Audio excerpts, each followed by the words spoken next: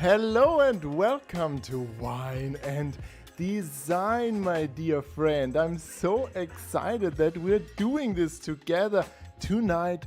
You, me, a bottle of wine and some type. What could be better? So I'm going to give you a short overview what you can expect for tonight. But if you're already signed in, I want to know what wine you're drinking right now, if you're drinking any, and if you're not drinking any wine, what would you like to drink? So type it in the chat. I'm very curious about that. But we're going to start with an epic fail first. Look at this here. This is what went out 1 hour ago to everybody who subscribed and hit the bell saying test Stefan, test wine, because I did a test stream. And of course it wasn't private, it was public. Anyway, I'm not already drunk, but I'm feeling in a good mood, and if that went south in a way, it cannot get any worse, let's say. All right, so what can you expect for tonight?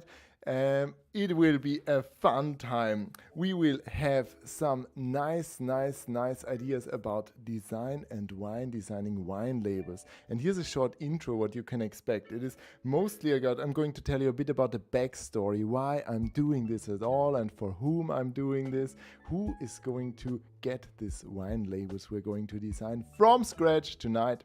Also, what the briefing was, what the inspiration might be, some inspiration gathered by Hannes, who wants this design be done.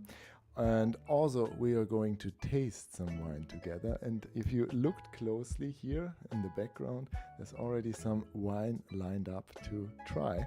It is only one bottle I'm going to open, but you can guess which it will be. And then we will have some choosing fonts. We will also talk about licensing, designing the labels, print them out, try them out, and simply have a good time. But if you're joining, really, I appreciate. Tell me in the chat, what's your favorite wine? What do you enjoy? What would you like to drink? If it's early for you right now, also tell me what time it is. Then it's fair if you do not drink. Here in Austria, it's 6 p.m., so it's all right, I guess. And it's not only an excuse to, let's say, drink and work or whatever. All right, so a quick overview what you can expect. So let's kick off with the backstory. What is the backstory? Why am I doing this? This makes no sense. Okay, so this lovely person here, this wonderful guy is Hannes. And Hannes is a winemaker, and it's his hobby, it's his passion.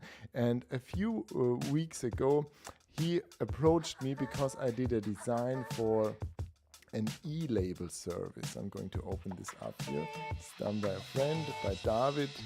And when you go to glasswise.at, you can see that you have to provide nutrition facts for wine. This is a new EU regulation. And I made the design for this label for David. And David is always cooler than David, I guess, but it's David in German anyway. So it is very type focused, and you can scan the QR code and then you get this nutrition facts, and we translate in any language, and this is mostly aimed towards mobile use, of course. And yeah, he was so impressed by, oh, this looks so nice and clean and everything, and it's digital. And then Hannes asked, can you do this for print as well? And I said, maybe. And then he invited me to take a look at his vineyard and explained why he's making wine out of love and with love. I'm going to show you a few images from our trip there. And I took Birgit, my wife, and we just had a nice time. Hannes showed us around. I'm super not into wine. I don't dislike it. I really like it, but I just haven't found a connection to it yet. And he was so passionate about it, and really enjoyed how he explained everything. And you can see that here is Vienna. It is at the outskirts of Vienna, and you see it was January 6th or 5th or something like that, and it was just a bit foggy and cold, but a wonderful, clear, more or less clear day for winter. And you could see Vienna here in the distance, the downtown and the skyscrapers, but it is such a nice and quiet place. And when you see, there we chatted, and you see also that Hannes shows what he likes about it, and what do we have. We made some fire, and also we had, he explained how to taste wine as well, and it is a lot of effort. And you see his plants down there, and there he explained how you should taste it, and then you should look at the color and stuff, things that I didn't know, because not a wine person. I'm more into beer and craft beer and gin and so on. But we really enjoyed it, and it tasted very, very, very, very good. It was a Pinot Noir he gave us, and he also has now some new fields where he can grow wine in the area. And he's just doing this as a hobby. It's a very, very little wine he produces, but he wants it to be classy and nice. And his passion I really enjoyed his passion for this. So let's take a look at what Hannes then told me about the briefing. But first, let's see if nobody here in the chat will tell me if there's any wine. I mean, come on, what are you drinking? Are you not drinking? Yeah, I guess you're not drinking because I'm not drinking, let's say it so. And this is going to be a very laid back stream, so I'm really working basically and drinking, and you can watch along. So Stevie G is here, Sophia Type Love is also here. Hey Sophia, really happy that you're joining. And we have also Perspective GmbH. That's some serious GmbH. Same wine as in your room. Okay, that's good. So I guess Perspective GmbH is Hannes then. Hey Hannes. So, and is this an other Hannes? Hannes currently tasting a German Silverana 2018. Tell me if you are.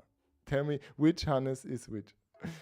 And then we have some inspiration when it comes to the briefing. But before we go into the inspiration, let's talk about the overall briefing and things. So Hannes doesn't grow a lot of wine, and he has a few different kinds. It's Pinot Noir, it's Welsch Riesling, it's a Wiener Satz, which is some kind of cuvée thing, I guess. Then a Neuburger and a Riesling. These are all white wines, and Pinot Noir would be the red wine. And all the other wines are from 2023, except for Pinot Noir, which is 2021. So this is more or less what we have. He already kind of gave me as a briefing some labels Hannes freestyled, where he just put or arranged the information on there and what should be on it, that I have an idea what it is about. It's not about the design here. He just tried out some stuff and arranged some things.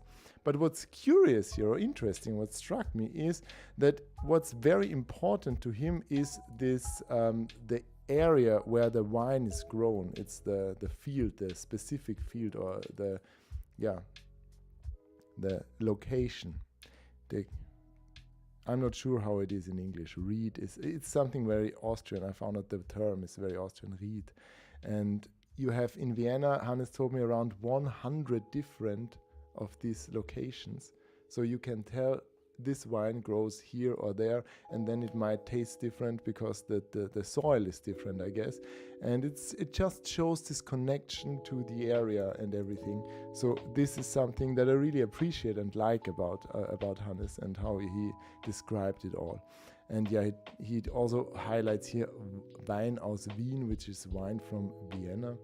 And his different, we have a little color going on here, but not really talking about the design here. It's more or less a briefing and something with an age. Maybe he wants to use an age in the background or something, and it could be a bit more premium, the foreground and stuff.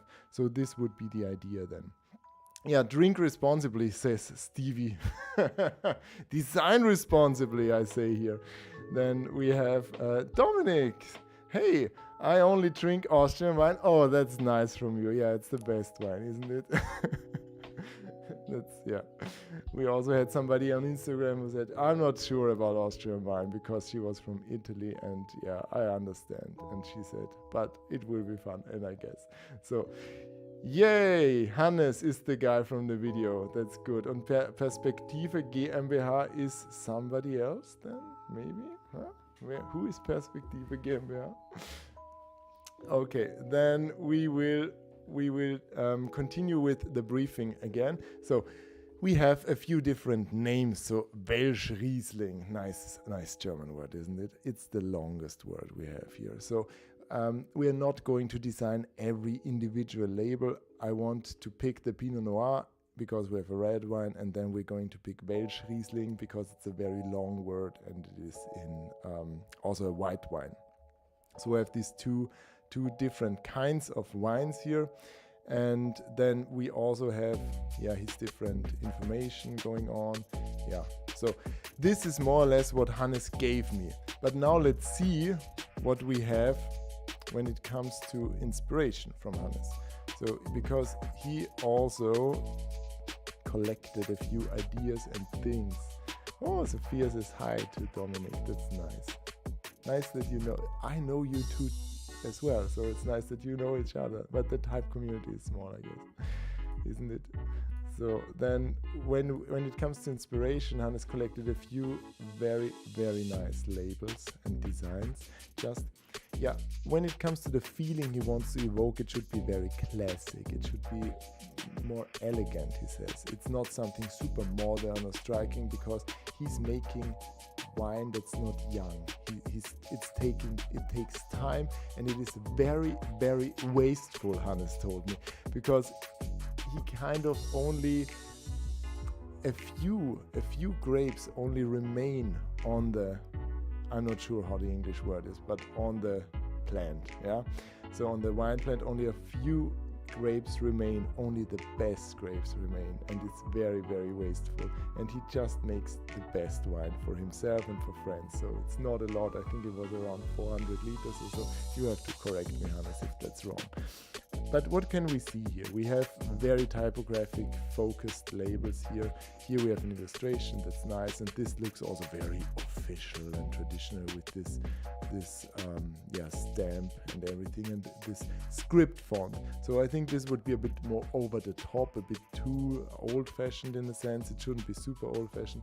This is also interesting, this one here, because here we see that it is very casual on one hand with these drawings and everything, and on the other hand it is kind of classic again with the typefaces. Here super classic, so many different typefaces going on here, so every line almost another typeface. Yeah, that's also a unique style, I guess. And what do we have here? Yeah, this is very casual, just very dynamic with this calligraphy going on here, 1902, and then this very, very, very calm sans serif below it in small caps and caps at the beginning. Then we have here this nice embossed style. That's also very nice here with a crazy illustration that Hannes collected here.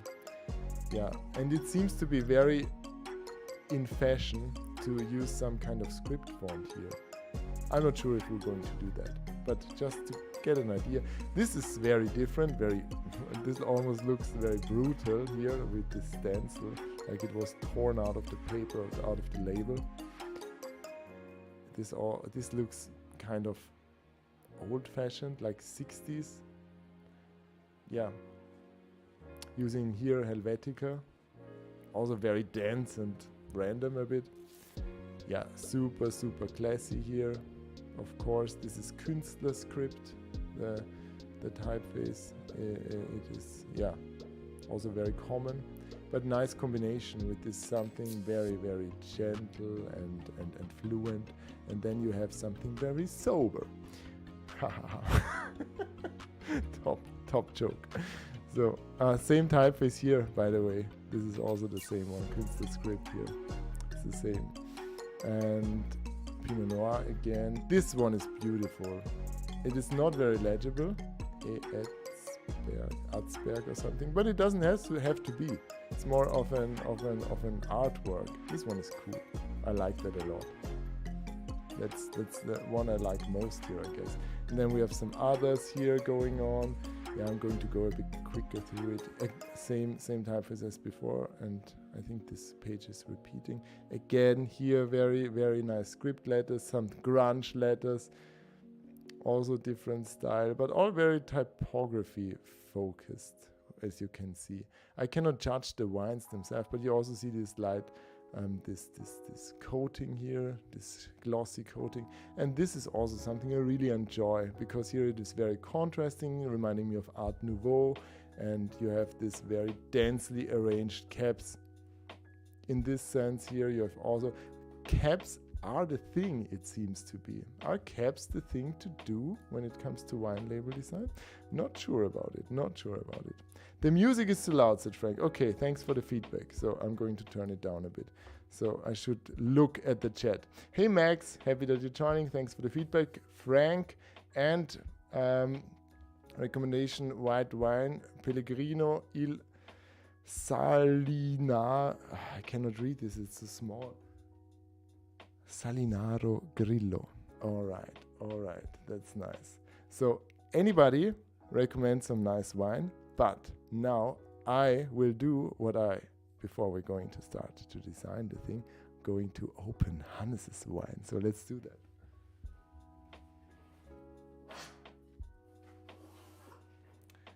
So this is none of the wines that are included in our label design, because the Pinot Noir, I already drank it up. He gave it to me and we tasted it when I was at the vineyard. But he gave to me another wine that he made a few years ago. It was 2012, so it's 12 years old now. It is a blend, I'm not sure how it is in English again, between 20% Merlot and 80% Blaufränkisch from 2012. You can see here the how it is, kind of made, whatever. And it is a very sober design, more modern here. You used Helvetica for the names, and here for the figures. I'm not sure what you use because they are much more condensed. But yeah, a nice label design. But it is very different for our labels now, because he's going to use a Burgundian or Burgundy or some, I'm not sure how it is in English, a Burgunderflasche, which is this one, which is just a bit, it's different from its proportions. So it's not like this one, which also, I guess, has a name. If anybody knows, type it in the chat, please. Yeah. So I turned the music down and it's still too loud. Oh no. I hope it is good or now, because I'm not always taking a look at the chat. I try to. If you write in some wine here, what could we have? So, all right, let's try out. I'm doing this ASLR style.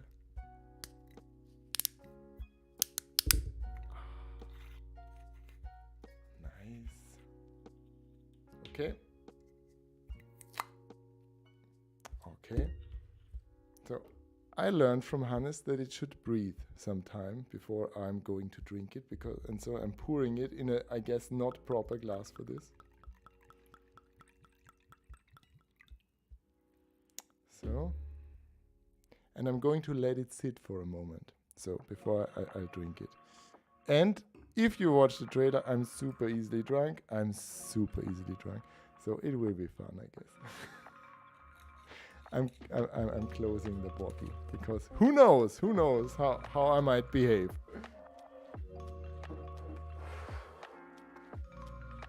All right. Okay, so before we try it, so no need to play music at all, says Frank. Okay, sorry for that. But yeah, I hope it's quiet enough now. Turning it down even more. So then let's take a look at our Illustrator file, because this is where we are going to work. We're just going to enjoy a nice evening working on some type. Okay, So I already collected a few typefaces, but we're going to start over. We're going to go to Adobe Fonts and other sources and check out some ideas for typefaces there. And we also have Meso here from Dominic Stanley from Stanley Fonts, which is also a nice typeface. I think it's a bit too modern and a bit too cheeky for this kind of project, but I wanted to try it out anyway, and we're going to take a look at it as well. But first things first, how I start doing a design when I'm starting out is what I already arranged is here. We have the idea. Okay, I'm turning the music down. Everybody seems to complain about the music. Sorry for that. So I couldn't test it. We have here, for example, you can see the very, very beautiful typeface called, it is Arial. Yeah, it is not a very good label design. But what I did is I just arranged the information we are going to need here. We have the name, we have Harbord, then we have the year, we have wine from Vienna, Wein aus Wien. That looks nice somehow because it's just the same words and only the I and the E is flipped. Vienna is Wein Jena, I guess. Then we have the name or the kind of wine, the sort, and then we have the location. Here, the Ried in den Wiesentalen. This is very poetic, I guess. So, and this would be one extreme, and the other extreme here would be, for example, okay, we have our Neuburger, then we have our Riesling, we have our Wiener Satz, which is a mixture of Welschriesling, Neuburger, and Riesling, and then we have Welschriesling. This is the longest word. So I think we're just going to use these two labels as our starting points. I'm going to move the others down a bit because, yeah, we don't need them right now. Just for the information we're going to need. And this is a great read or a great location. Hannes also told me about this. This means in the empty bags. And this is a strange name for a location, isn't it? And he explained to me before I did the call, the stream. I called him, and he said, "This is because in that area, specific area, there's some rock or something, and the wine doesn't grow that well. And the farmers who grew the wine, they went home with empty bags, mit leeren Beuteln." So with empty bags, it's just hilarious, isn't it? So I love that story. I love it. So, all right. Happy that you enjoy that there's no music playing. Type in the wine you deserve, or you desire. I guess you desire the wine I have, but I'm not having it yet. Letting it breathe. How long should I let it breathe? I'm not sure. Hannes, tell me, or somebody tell me, how long does it need to breathe? Okay, Wein aus Wien. Okay, I have a spell error of auf Wien. Oh, this is Wein on Vienna. Thanks, Stefan. Yeah, as you already know, mega typos, always having typos and stuff, and yeah, so. Okay, let's see. And then we have the other side of the label with more information about if it's a dry wine, the year, then you have this number, quality number. We're going to assess all this information later, but for now, let's start out with the front side of the label. And I also printed it out so that you get an idea. The dimensions of these labels are already set in stone more or less, because this is already pre-produced. There's this shape where you can, the stencil shape in the print shop already is there. I printed it out as well, and you can see when you apply it here on the bottle, it looks neat. So we wouldn't go for a landscape direction, which is a bit strange on this kind of bottle because it's kind of short here. This would work better for the other kind of bottle, but in this sense, yeah, I think this is the best way to go in this orientation in landscape. And on the back side, we could make it here, adding it here on the back side, and it has the same height as the front side, so that kind of fits together, and I think that works well. Regarding font size and everything, we're going to take a look later then. But now let's get it on. So Drink it now, says Hannes. Okay, I should drink it now. Good. Okay. Okay. Hannes says it grows very well there, but the amount you can collect is little because of the stony grounds. Oh, I get it. So, all right. So then here's to you, Hannes. Here's to you watching me, joining me. And I hope if you have a glass as well, raise it now. Cheers, my friend. Enjoy. And we're going to kick this off now.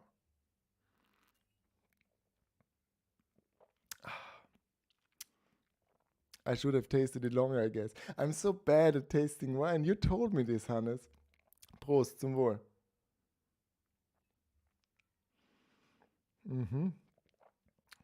Yeah, I can't describe it. Because we didn't try, Hannes. We did it with Pinot Noir. I can't. Birgit was better at this because she said, oh, it tastes like berries and stuff, and she kind of was better with that. But I don't have to be good at describing this, but I can describe typefaces very well. So let's get it on. All right, let's kick it off. First things first, we are going to browse a few nice typefaces on Adobe fonts. Why on Adobe fonts, you might ask? Because, yeah, well, the thing is, we want to use this on our label for printing and everything. And before we do it, we of course have to check licensing. And is it allowed to use a typeface in a certain kind of environment or for something? And here you find on Adobe fonts, you find all sorts of information. Can you make jewelry out of it and sell it? No, you cannot. Can you give the typefaces to your clients or embed them in an ebook? No, you cannot. But you can more or less use them for anything you want to when it comes to print projects or using them on screen in a video and so on. So can I use the font in production of film or video content? Yes, you can use the font, blah, blah, blah. So there you will find answers, and this is kind of easy to go the route with Adobe fonts because you will in most cases be safe when you use them, create a logo out of them, trademark it, so no problems with that. If you browse individual foundries, which I want to encourage you, of course, it is a bit different because every foundry has different licensing agreements. And if you go to pimpmytype.com Font Friday, of course you can also filter for free fonts then. And if you're a Patreon, you can do this, but you can also click here, but you cannot do cross filtering and find some inspiration with free fonts that you can use for your projects. We might also take a look at that, of course, because why am I doing Font Fridays? Because I need to bookmark them somewhere. It's all just for me, not for you and for me, I guess. Yeah, it's a win-win situation, isn't it? So okay, a typo foundry to have great fonts and licensing. Yeah, let's check a typo out. A typo foundry. I already have it in my cache, so you see there is. Yeah, they kind of did some aggressive Instagram commercials, and I also think that they have some nice fonts out there that might be great for display purposes and stuff. This is a bit broken here on this side, but yeah, they have very fair licensing, that's true, and this is very modern with this cut-off styles, so also nice here. But for our designs today, we are not going to license any typefaces from foundries directly or download any trial fonts because it might take too long to install and everything. So but thanks for the tip, Frank. I really, they also were on my radar.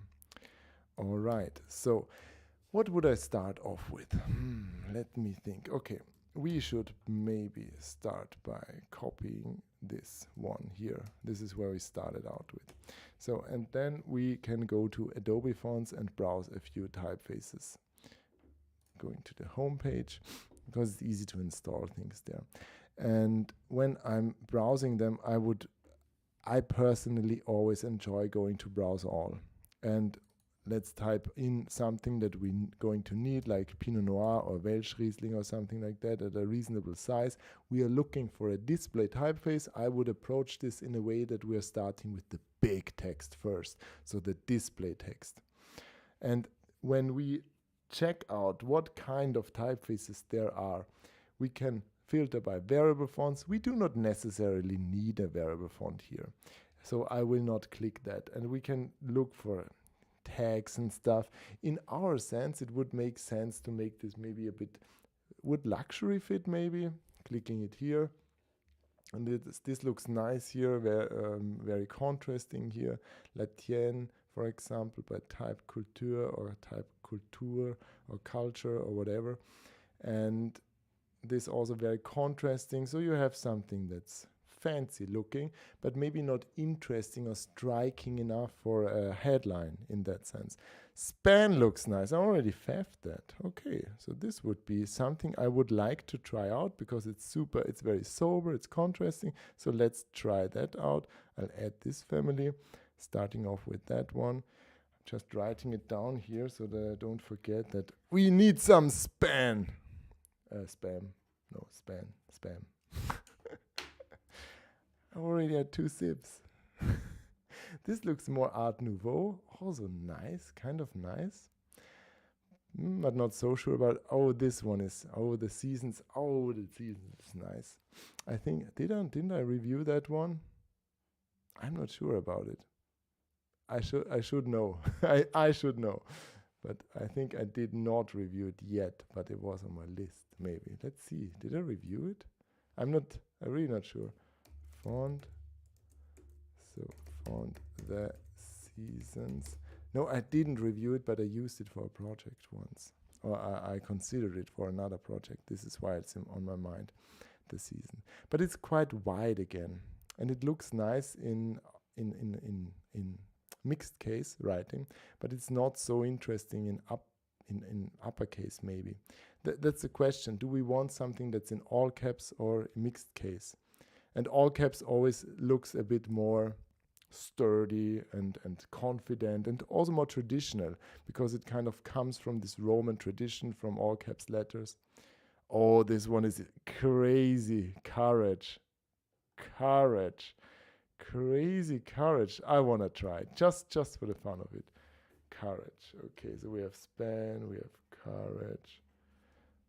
And I'm starting out with the first one. This is very calligraphic here. Also nice. And there's quite some typefaces are included there. Let's see how, or some styles are included there. Let's see how this will look. I do not like that one. It's just kind of, yeah, how it feels when I browse through this. This is also very sober, kind of reminding me of Art Nouveau. Oh my God. This would be insane. Nobody would be able to read it. It's just like a barcode. Yeah, this one, I do not want to go into the script direction. I don't know why. Maybe Hannes primed me with his things, but it's just so not interesting to me. It seems to be the easy route. I do not want to go in the script direction. Oh my God. Monicolette is just insane. We have to try this out. This is super flourished. This might be over the top, but we will try it anyway. Nice. Okay, so I have to write some notes which fonts I'm picking here. So Monicolette, and we're just starting out with the first ones. Then we have Mascalero. All right, Mascalero. So, hey name. So then we have, I found the music. I love the music. Said Sophia. That's good. Okay. I can turn it on again super quietly. Let's see if it works anyway. Yeah, I didn't level it, so that was the problem. I'll leave it on for a moment so that Sophia is annoyed because now she's having double music. Let's see. All right. Okay, but let's try them out. Let's start with them. Apona is also very neat. This is super sturdy. It's working for small sizes, but it's not interesting enough for headings, in my opinion. This is also very playful and very, very organic. Nice. You see these very delicate strokes. I like it a lot as well. Okay, and this is very wide. And we should use something that's not too wide because the words are quite long. So, yeah. Okay, yeah, that's a great thing on the t-shirt, isn't it? Because most people ask me, why is there this space? You guess why. All right. So I'm already having a good time with this wine. Let's take another sip.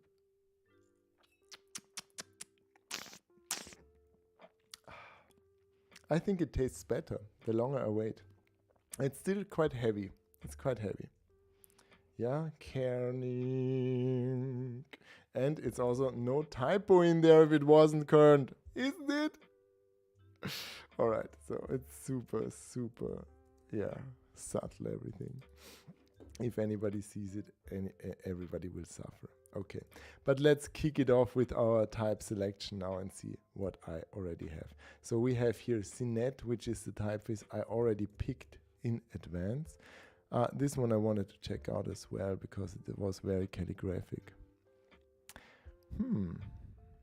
Oh, there are very different styles here. They are more italic than more upright, but it still got this italic touch here. And this one is something that I would definitely not use in all caps. But let's copy our sample text here and see how this looks. And maybe then, yeah, this is too much if it was in all caps here. But for mixed case, it looks very interesting and playful and yeah, just alive. I like it, but not sure if I want to go into that direction. Maybe a bit too casual in that sense, even it is sophisticated handwriting. Maybe a bit too casual. All right. So let's move over. So just that, you know, we can't, okay, we can see the cursor for some reason. Okay, thank you, Stevie. Then I will do something else. Did you see what I mean? I'm not sure why the cursor is not visible. Interesting. Weird. Weird, Streamlabs. You are failing here. But yeah, let's just start by choosing here Cinet, which is the first typeface I already had. Let's take a look at the side. At the samples here. For 1 second there was a cursor. Yeah, when I'm moving fast. Yeah, anyway. But what you can see with Cinet here is that it has very interesting and strange ligatures going on here, and it has also some bouncy kind of text. And for you 1, 2, 3, 3, whatever. So it has this 3-letter harmony stuff going on. It has some nice ligatures. So maybe this could be something interesting. Maybe. And this is also the typeface I used for these titles here. I really like it because it is very elegant and fine. But you have to print it quite large. So it will work. But let's try it out. Let's start off with Cinet. And what I would like to do is I'm going to use Cinet here for the name, for Harbord. We already have, yeah, it also already has quite kind of some rhythm to it. When I would set something in all caps, you have to kind of correct the spacing there a bit. We have quite some space in between the H and the A so that it is optically balanced and that it is a bit more even. And you can see with Hannes's designs that this in some way doesn't work out. Here, for example, when we take a look at this one, there it becomes very noisy because we have some gaps in between and it's too close, and here it is a bit too much spaced out again. So here it loses its integrity, and here it's like cramped in a bus with too many people. Yeah, that doesn't work out. So this is something that you should be aware of when setting text in all caps. But yeah, this already looks very I like it. I like it. I like also how here the serif blends into the bowl of the R. That's very noble. Very elegant. My nose is itching. I think it's because of my of the wine. Sometimes maybe what is this? Some histamine or something. I have this with a few wines. So I'm going to scratch my nose constantly now. And yeah, anyway. I think the combination with the Arial isn't that bad here. But we're not going to keep it in that sense. It's not that bad. But okay, so we have the name here and we have the wine. So Pinot Noir. Okay, and now we have to make up our minds. What is the more relevant information in that sense? So again here, aligning it or adjusting it a bit. And we do not need to use the same typeface for it. And this also has only one style. And this is why it is necessary to pair it with another typeface that works. But yeah, maybe we just could start with that. I guess the kind of wine is more important. So let's make this a bit smaller. Let's make it a bit smaller. And in that sense, maybe we could also increase the tracking again. I already increased it to 50, but maybe to 80 or something, 90. I didn't do that. Okay, so aligning it again. Let's see. Good that you found a use for Arial, Stevie. Use it in combination with Cinet. It's not a bad combo, I guess. Okay, so this 2022 Wein aus Wien. Let's move it away for a moment and just work with this Pinot Noir and maybe these two things. I'm trying to find some sort of layout that I'm happy with and that we can. What we should do is we should probably add the year there, 2022, and there were some interesting ligatures going on. So let's see what this typeface offers to us. Let's open the open type features here on the right hand side, and when you go here, you have some discretionary ligatures you can activate, which makes this kind of strange. When you have another 20, so you can see if you have double O, it kind of creates this ligature, but for that kind of text, it doesn't look that well. And you have some other figures, tabular figures, proportional old style, and so on, proportional lining, but they do not really change. So I guess they do not have that, or they don't, or they might have it, but it doesn't work with the ligatures. No, so we don't have any more different figures going on here. Maybe if we take a look at the glyphs panel, this is also always a trick that I'm doing. I'm always looking at the glyphs panel window, glyphs, where are you? Come on, A, B, C, D, E, F, G. No, I don't find it. Variable type, there it is. So I just recently switched to the English version of Illustrator, which makes it a bit more cumbersome to find stuff. All right, so nice, we have some ornaments going on as well here, so maybe we could make some use of that. Maybe not sure. Do not necessarily want to use it. Maybe we have a nice HH ligature going on there for Hannes. Could be. So, but we have a lot of ligatures going on. We have a lot of 25 looks neat. If it was 2025, it would look good. Why don't you have some wine from 2025, Hannes? What a shame.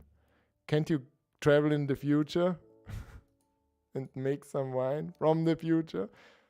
But it doesn't look that balanced, and I guess that's also because I increased the tracking here. If I reduced it, it looks a bit better, and I could also manually adjust it a bit. But this looks more playful and interesting as well if it was 2025, but it's not. We cannot travel into the future. We can't make it for 2022. Yeah, 2022 is not that interesting here.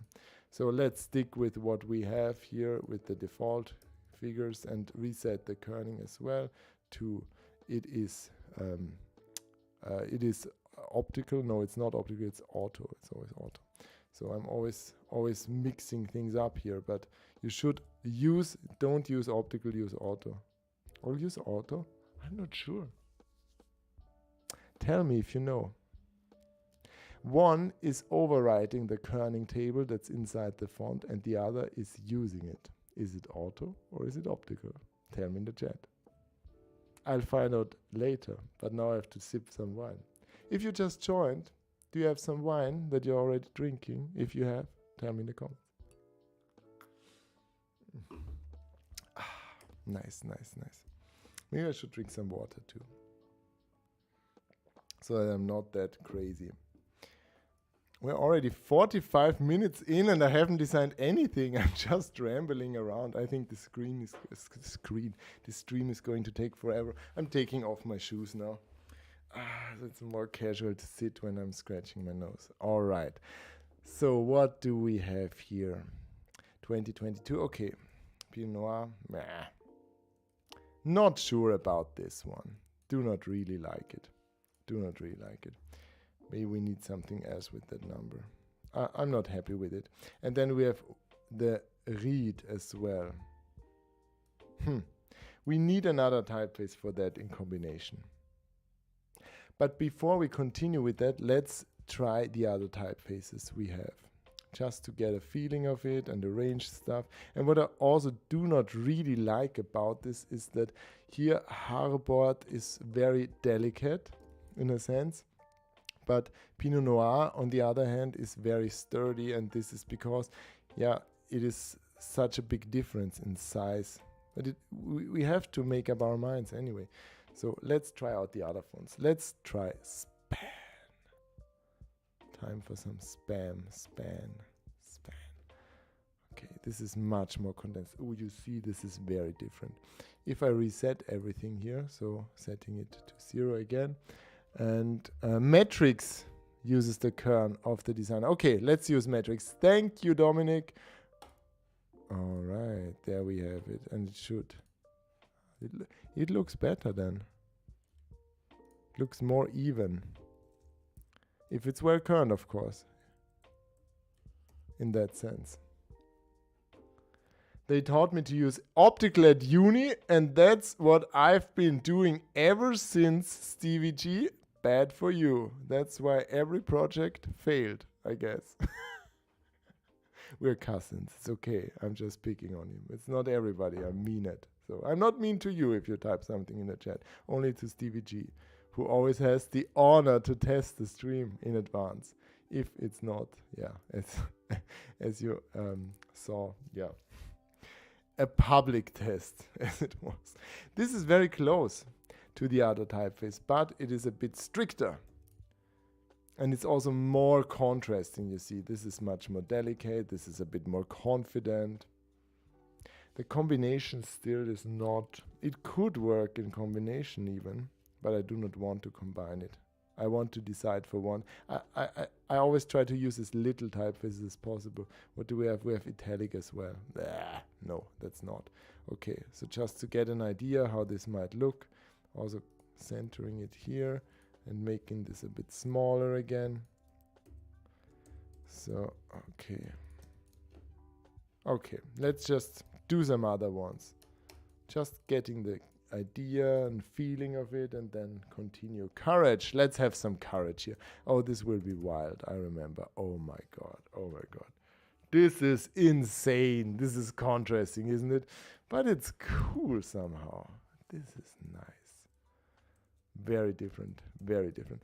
So here in that sense, it's not really necessary to space it out so much compared to a light font, because just as a rule of thumb, when you optically align things, think of the space that is inside the letter if it was poured to the surrounding.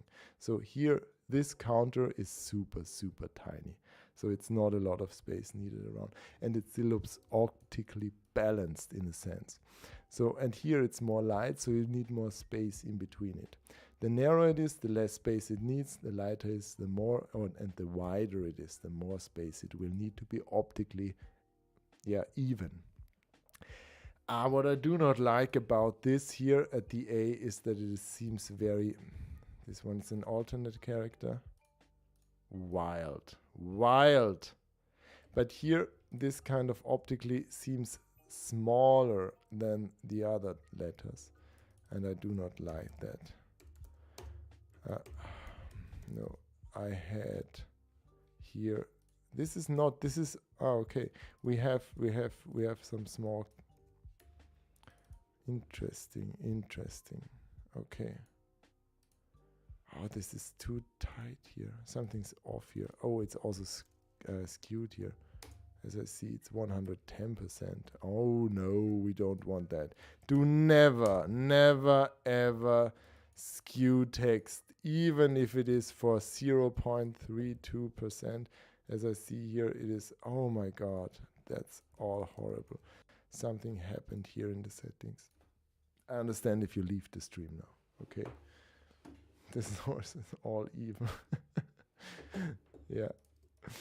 So, yeah. This is too tight here. Much too tight. So, it doesn't work. Maybe because of the kerning. Let's go again to metrics. Yeah, that's the thing. Okay. If this is in uppercase and this is a mixed case, maybe. But this is super confident. And I think it still could need a bit more space. It feels like a typeface that needs more work. It might be too contrasting, but let's leave it there. Just as every good designer, you create variations of variations, and eventually you make up your mind. But you just gotta get some things on that label, on that page. Yeah.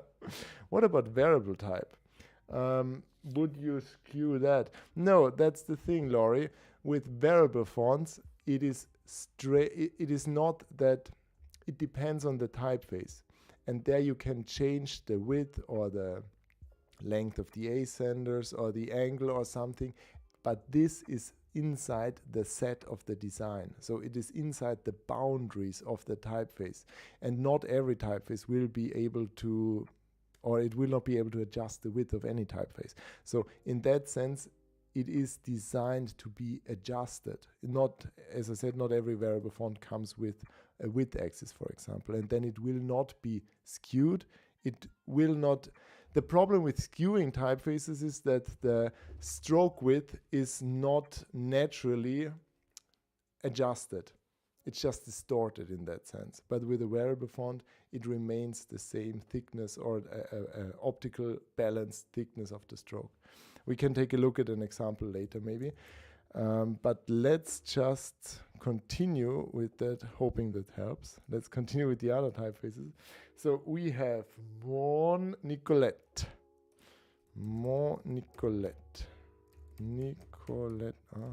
Was it Mon Nicolette? Did I activate it? Let's see. Where was it?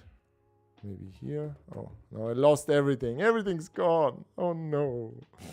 Next one, or previous one, I guess. Where? There it was. Mon Nicolette. I added it. Or did I have a typo again? Let's see. Mon Nico. No, it's not activated. What's wrong with you, Adobe Fonts? I will never use you again. So, that's the wrong one. Again, removing here. Mon Nicolette and any. Let's try that one first. Mascalero by Monotype. Oh god, Monotype. So, ooh, nice. Oh, and it's gone. And it was nice. I like that one a lot. But it will be too much for Harvard, I guess, for the name. But let's just try it out. Yeah, it's too much for that. We need to. We then in that sense we would find some typeface that accompanies it. We only have one style here. So okay, and then what do we have when it comes to the next one? We have here Mon Nicolette. Let's try Mon Nicolette. This is so Baroque style. It is just very... Oh, it's not working. Why? Come on. Yeah, okay. Adobe Font says we cannot use it. Then we will not use it. I guess that's destiny then. It might not work anyway because it's a bit too playful. Let's say. So let's move on. And I think there was also another one. And then we're going to examine some options here. Yes. Something that I shout out to Jake Gilstoff, who is also doing the wonderful page make type work. Let's take a look at that one. Ooh, it also has a dark mode. Impressive, Jake. He collects very nice fonts here, and I really enjoy his blog a lot. Yeah, that's so neat that he's a dark mode there. That's so cool. I envy his page. I wished Pimp My Type was that cool. But what I discovered here on his site was this, very easygoing fonts for Palm Springs that are more, 50s vintage vibe, mid-century, as he writes again, and also a bit more calligraphic hand lettering style. This wouldn't fit. But this one I liked a lot because it is somehow, it shows this, that it is rooted still in this Roman tradition of capitalis, monumentalis, more condensed though, and it has some interesting contrast, even though it's very light. So I think this would look interesting. So let's try here Beverly Drive. Is it Beverly Drive? I'm not sure if that's a bit hard to know, or is it Quiver Leaf? I think I'm not sure to which it is relating. So visual hierarchy. Jake, make this better. And he also sent over some other ideas for typefaces, but they kind of are a bit too much for my taste. Maybe this one, but it's also very playful, and this one is close to another one we already picked. But let's use here this one up. Which was it now? Which was it? Let's see. Is it Beverly Drive? No, it's not. It's not. There it is. Okay. So let's add this one here. What is this? Quiver Leaf CF from Connery Fagen. Okay, interesting. So Sophia says optical kerning will override the original kerning from the font. Yeah. Thanks again for the tip. So it's metric, not optical, metric. I always forget as well. So you're not taking me seriously anymore, I guess. You're not taking me seriously anyway, because, I'm drinking wine and I design. Come on, what is going on here? Adobe Fonts. There it is. Okay, we have it. Interesting. This looks different than I expected it to. It looks a bit more quirky, a bit more groovy. It's also called groove. Let's make it a bit larger then. But you still see it has a calligraphic touch here. We could do something with that. We could make it interesting. This is bold, really. This is demi-bold, bold italic, extra bold. So it doesn't feel very bold, doesn't it? It feels very light. But in that sense, we could use the lightest style and make it the largest, and see what OpenType features we have here. We have here some contextual alternates, and ligatures could also be activated, but doesn't work out here. And we have some stylistic sets. Let's see if anything is changing. No, it's not. So nothing changing here. But anyway, it's not bad. So maybe we could go for that and also make it here the same size. And maybe use it in that sense. Not sure. So, and align everything here. The alignment and stuff, it's not very interesting yet, but we're still choosing fonts. So bold italic, extra bold. So in that sense, this could be interesting. Here we definitely need some more space in between the letters to make this even, or no space at all to make it very, very intentionally dense, I guess. And when you zoom out, you can say that it has more or less the same stroke width, optically speaking. Because here we use the bolder, extra bold, and here we use the demi-bold.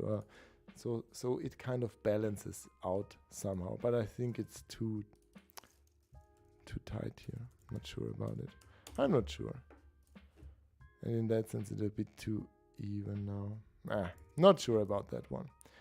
But here it looks cool. Maybe we need to have it in mixed case then. Maybe all caps is not good. Let's try mixed case.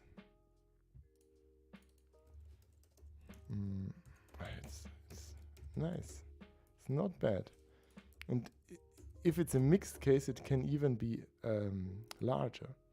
So setting it to 0. If you set something very large, you could almost reduce the tracking in a sense. And here it's quite large. It's 50 points, so, or 48, 60. So yeah, this is quite large.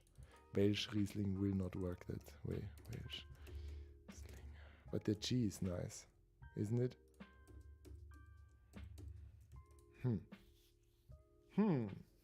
But it looks good in all in mixed case. It looks better in mixed case for the kind of wine, I feel. In that sense. So let's write Pinot Noir again. Yeah, this is very short. We can adjust the design, of course, and make it a bit larger in that label and a bit smaller on the others, maybe. Eventually we'll have to make up our mind how it will look when it is next to each other. And the year as well.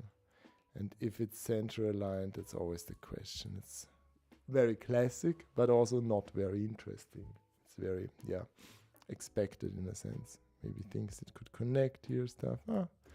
Let's try things out later. But add some more options and then we can decide what we're going to use. Interesting, there are much more fonts here on Adobe Fonts than I have installed here locally. What's wrong with you, Adobe Fonts? Why am I using you? Oh, that's nice, bold italic still. That's nice, bold italic. Let's see. Oh, that's cool. It's a very playful. You see?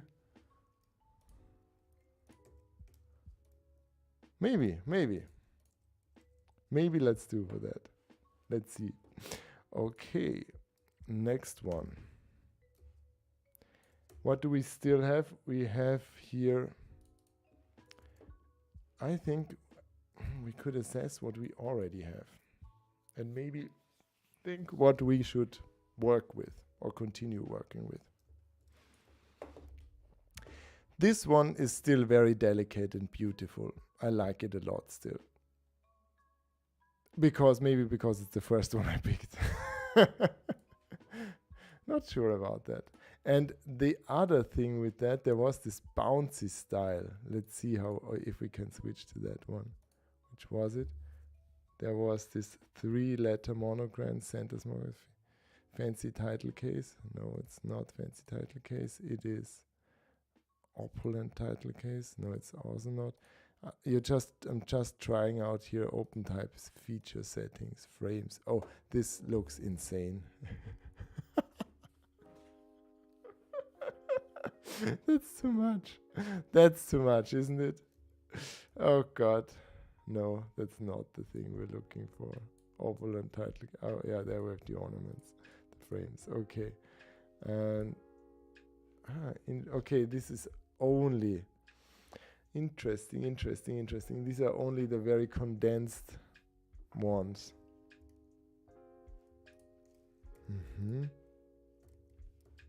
Does this work with the figures as well? No, it doesn't. There are no alternates for that. No, they're not only working for the others. Not sure if I want to keep it as it was. And then we had this 3-line stuff, 3-letter monogram. No, that's not that one. Centered small caps. Maybe that one it was. You shouldn't activate 2 sets at once. Why it doesn't do anything? It's always a bit hard to see what it is. That's not working. That's not working at all. It's more looking like some kind of like the Masoners or something, like forbidden or bad or whatever. Yeah. Maybe I should restart Adobe Cloud. I'm not sure, Stevie G. Maybe. Anyway, let's see if the others work. I could restart it. Let's do it in the meantime. Why not? If nothing crashes, this isn't a good live stream, I guess. It has to. So where is Adobe? Adobe Cloud. In the cloud. So come on, how can I restart it? Creative Cloud beenden, and now clouding. Creative Cloud. So is the music fine by now, or is it too loud still? Just question to the chat. Or are you already asleep?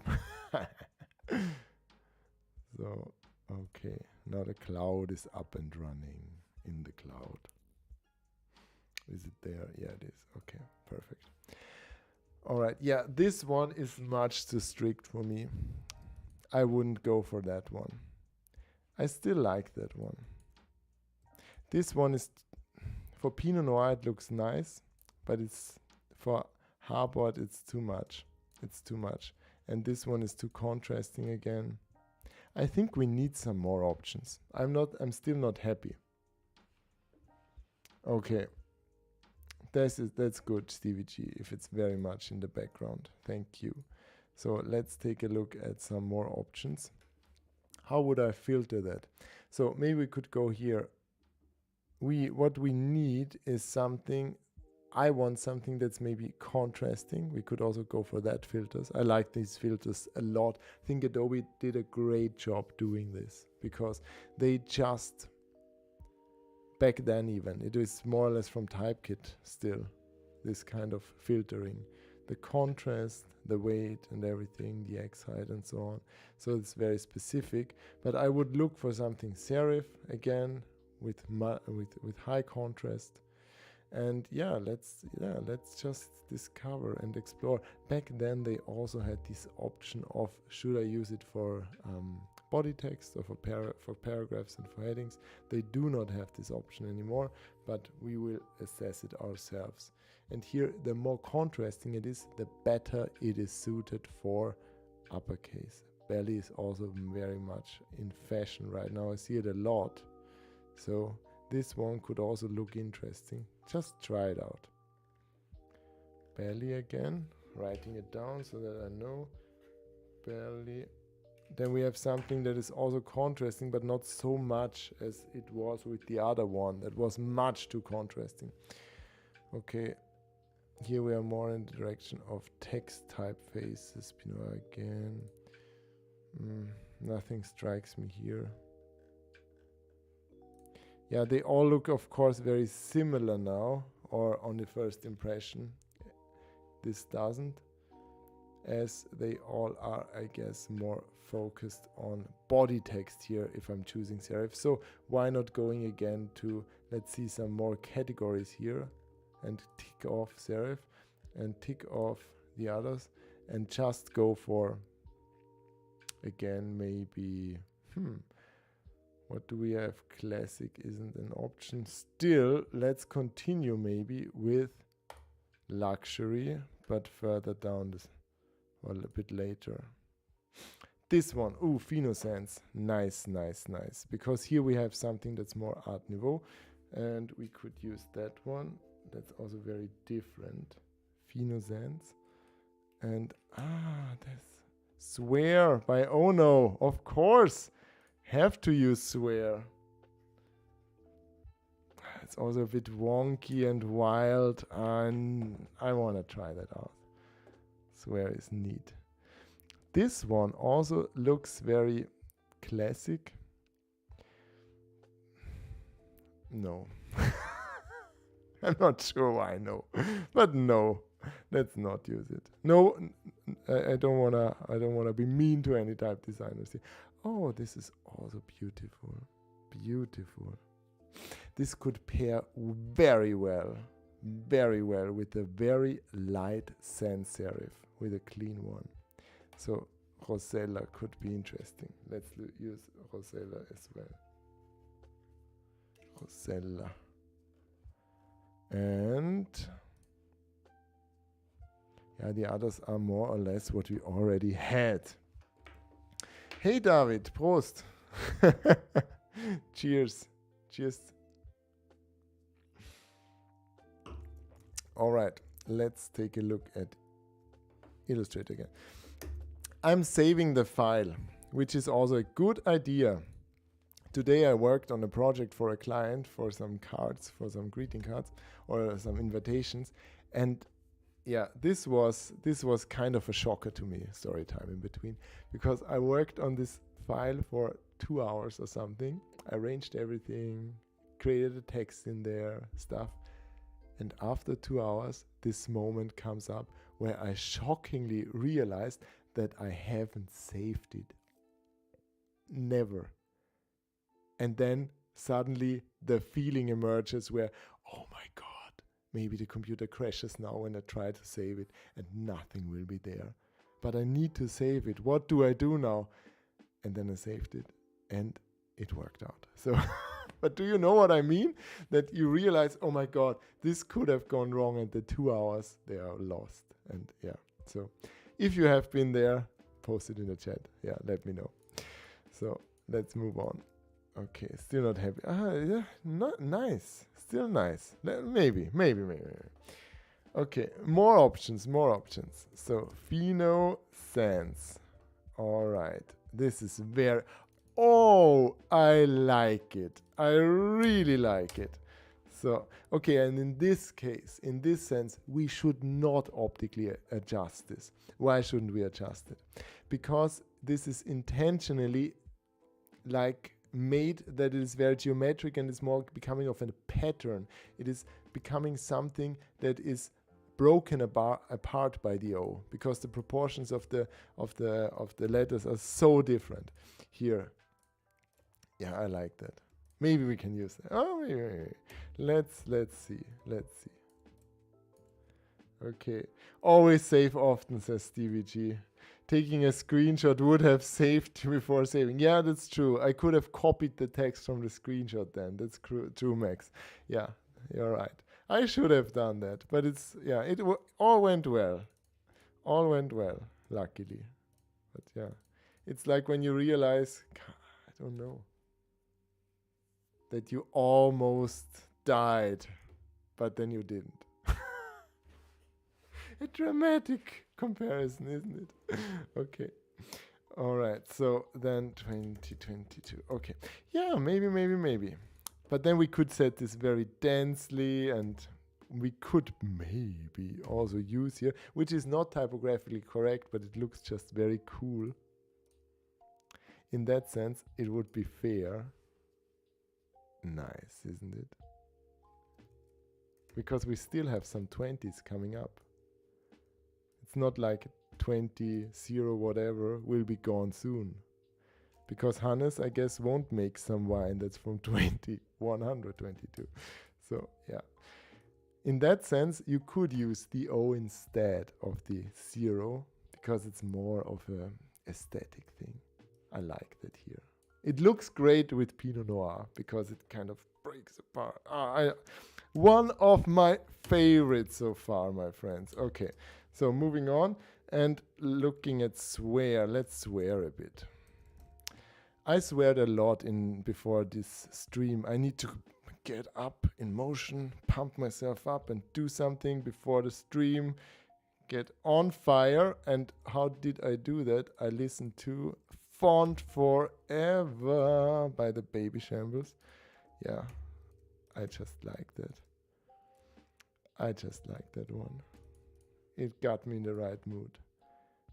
Font Forever. Look how the contrast shifts. Isn't it insane? Look at the O. It's just like turned. It's weird. It's weird, James. It's like I know James Edmondson, who from Ono type person in person, but I don't. I just wanna do as if. Come on, isn't it cool? It's just weird, James. You're not watching, I know, but it's weird. We don't need this even in italic. I just want to try it out. Yeah, it's a bit more aggressive, and this is very contemporary. Maybe this also looks good in mixed case. Let's try it out. Yeah, interesting. Okay, 2022. Yeah, in that case, the O is not correct because here it's, or isn't it just the same character? No, it's not. So here it's a bit different. And Harbord could be lighter, not as dominant. Let's see what we will do about this. Here it couldn't. In this case, it's more squarish. The design of the typeface overall seems more squarish. You see here how it also, the modulation reminds you of a broad nib pen. So you could set it a bit tighter. Could also melt together maybe these two serifs. Look, does this look weird? Maybe. If every serif touches, maybe they're not. Is it too close, serif? Are you too close? Maybe. Not sure about this one. Just playing around a bit. This is very dense. Or we could go the other way, as graphic designers do, just creating more versions. Version after version after version. Okay. Again, oh no, I picked auto. I should have used metrics. Thank you, Sophia. Thank you, Dominic. I will also think of you. How can I remember this? Metrics. Dominic metrics. Nah, there's nothing. No trick I can remember this. I just have to remember it. Okay, this should be... Yeah, this looks better. It looks much better if it's more spaced out. Here, again, adjusting a bit how it could be. Better. Yeah. Arial in the midst of it all. It just looks, it's just, but do you see the difference here? It's too dense, and here it's a bit more even, working better. On the other hand, we could decrease the tracking here a bit because this is very large. It's 48 points, so this is very large. And maybe also a bit lighter. It's a bit too dull. The italics are wild. Do I want the italics? Medium.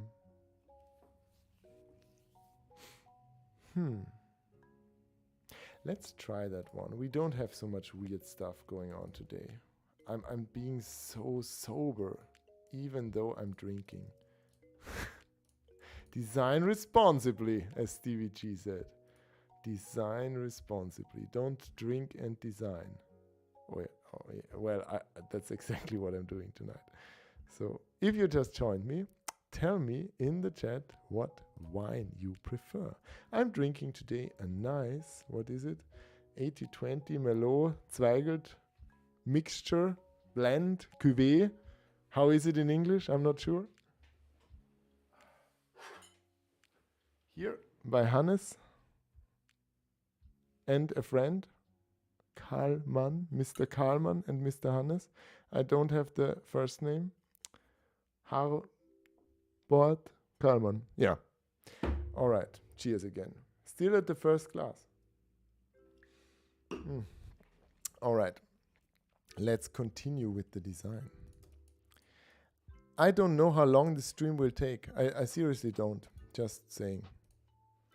I think it will take forever. Why not? We will have something eventually, but not sure about that. Just creating more versions and then making up my mind. Hey man, hey no. Bye and have fun. Bye Max. What are we doing today? Well, we're designing some wine labels. We're designing some wine labels and we're having some wine So if you're having some wine, cheers. And I would encourage you to have one if it's not 8 in the morning. If you're still up and you partied all night, then I think it's fair. But if you just got up and you gotta get up with some wine, better do not watch this stream. No. You will get drunk by beautiful letters instead, if you're not drinking. All right, what did we have? We had Rosella again. So Rosella was the other one. Cheers. Rosella. Ooh. I think I'm now in the mood, my friend. Oh, engraved. No, not engraved. Bad. That's too common. Hatched, not hatched. Well, maybe. But this needs to be large. It will break. It just will break with Welsh Riesling. How long is it? Solid. All right. Yeah, solid. Solid it is. It kind of reminds me with the R of Luxury by House Industries, which is a super popular typeface in the 20 early 2010s or something like that. Luxury typeface, House Industries. Let's take a look at that one. It doesn't direct me to that one. It's DuckDuckGo, I guess. Yeah, there I think it is. Is it here, Luxury? No. Is it called Luxury? It's called Luxury. Definitely. There it is. Luxury text. Yeah. With this very striking R. Here you see. This is Luxury. Diamond. Nice, isn't it? With this very loose connection. The leg of the R is very loosely connection. Yeah. That's impressive observation. Yeah, thank you, Nono. Yeah. The larger O's are like looking down on a wine glass. Good, Epic Epstein. That's true. That's true. So, that's true.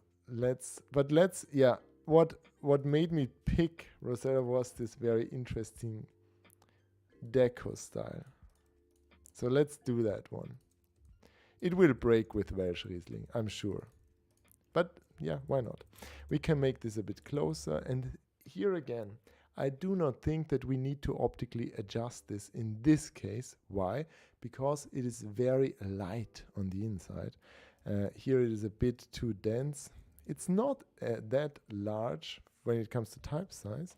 So we could use this for 30 or maybe 31, something like that. Okay. Or we could write it in a different way. Pinot Noir, maybe in 2 lines also. Let's see how this looks. And for the name and everything else, we would need a different typeface, something that fits well to it. So how could we go about this and think what typeface would fit here? How can we do that? So when I choose something, I always consider how the typeface is constructed. And in this case, it is a very rational typeface. You can see that the contrast is almost, so you have no angle.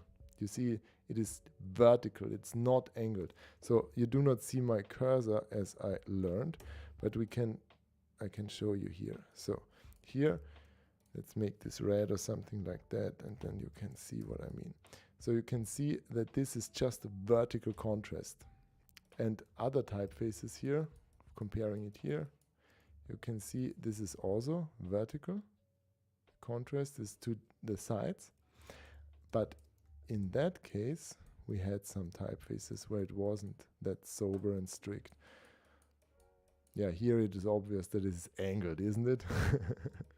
But there are also some others. Yeah, here again, you also see the light parts here, they are angled. This is, of course, also because it is an italic. But there you can see if this is more sober. Here as well, in the upright, you see that it is angled. So making this. So what do I do now with this information is the big question. Looks very, very classy. Pinot Noir 2022, and we could make it even larger now. Let's just see what we will do with that. Okay, we could pick something that is very geometric, not geometric, that is very rational, very sober, but very light, so that it is kind of like a simple version of this monoline style. So let's look for something clean like that, just picking here clean. And let's look at the O's. And maybe something that is very closed with the A's, with the apertures, like the E's and the A's should be very close. Here in that sense they are very open, which is a more dynamic design. But when I just say little contrast, almost no contrast, then we choose sans serif, and then we want something that is very light. So here we pick all this light, little contrast, sans serif, and let's see what comes out here. Owner's text maybe. And what we want is, we want Hannes's name here. We do not want, and in all caps. Okay, so let's see what we have here. What is very sober, very clean, very light. What would come with that, looking at the R as well, a diagonal leg of the R would work. So something like the Rigsens, for example, could work. It's also a bit wider. Let's try that one. Let's add Rigsens, just to try things out. Looks very similar. Also Former by DJR. This is the banner version, which is very condensed, but there's also another one, I know for sure that there's another one. And this one here, Apparat, is also very, very sober and clean. Let's also add that one, that family. So the question is, what did we have? I have to write notes. Apparat, and the other one was, who paid attention? Who is not drunk yet? Ah, come on, Adobe Fonts. If I go back in the browser history, everything's reloading. Ah, okay. Gotta go back using the page navigation. Was it Former? What did I pick? What did I choose? I could look it up in the... It was Rigsens, wasn't it? Okay.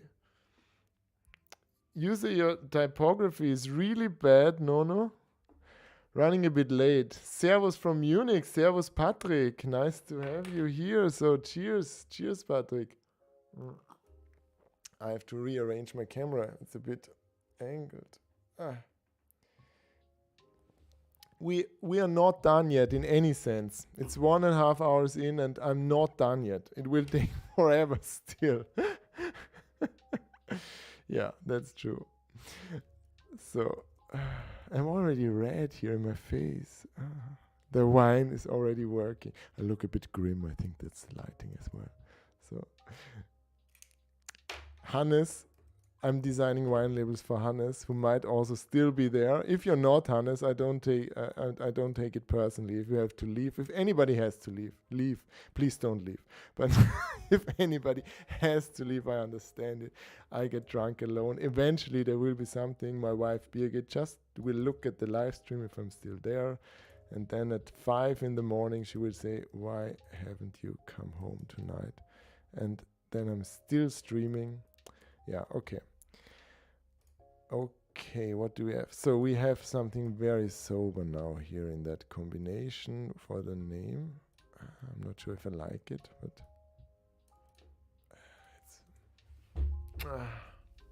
maybe it wasn't such a good idea. Can we make it work? Is the question. It doesn't look very interesting for a name of a brand. That's the problem here with that idea. Because only the name of the wine will shine, I guess. So that's not working out. And the other one that I choose, which was Apparat,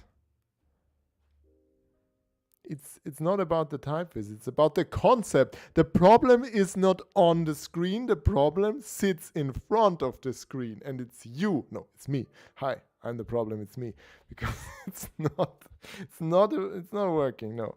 It's just, yeah, it's not ideal here. I will not now. Let's not go down that route. No, let's not. So, but let's assess what we already have. Okay, let's review what we already have. So, what do we have? We started out with this one, which is nice. Maybe we can use apparat or something then for the other text in the other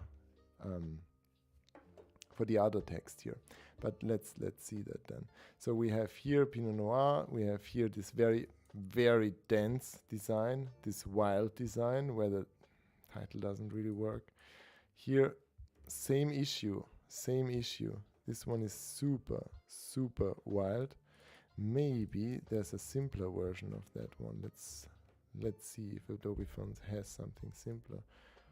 And it has. Oh, and there's also stance. Okay, we have to add the whole family here. The whole family. Nice, because this could fix the issue here that we had.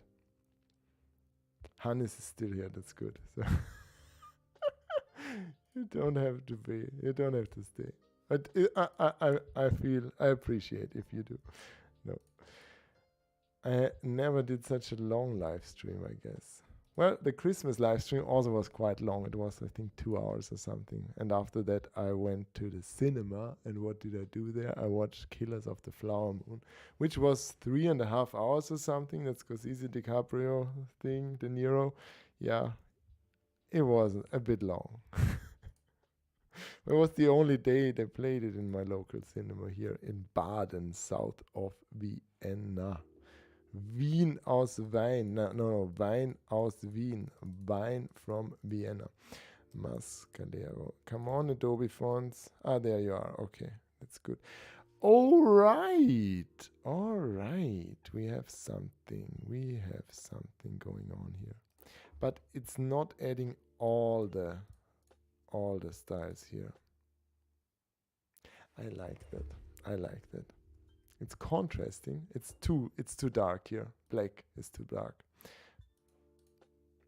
It's too dark. But if Adobe Font could, please, Adobe Fonts, I remove the whole family now. Please only add the styles I need. I'll add here this one. Maybe we'll also add the stencil one because it's cool. And then let's see what we really need. We could add bold.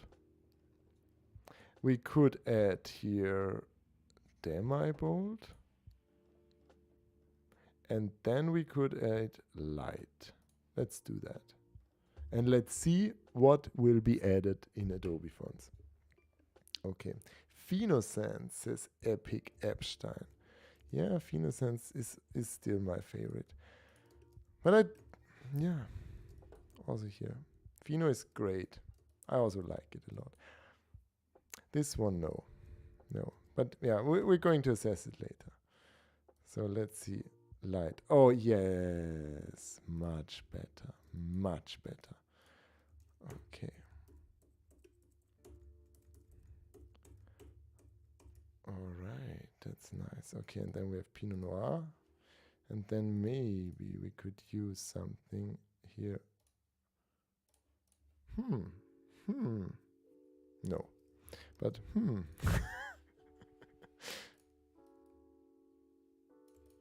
something like that. Maybe.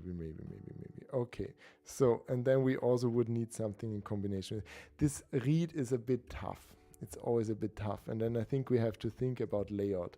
But now I guess it's time to make up our minds with what we should continue. So let's see.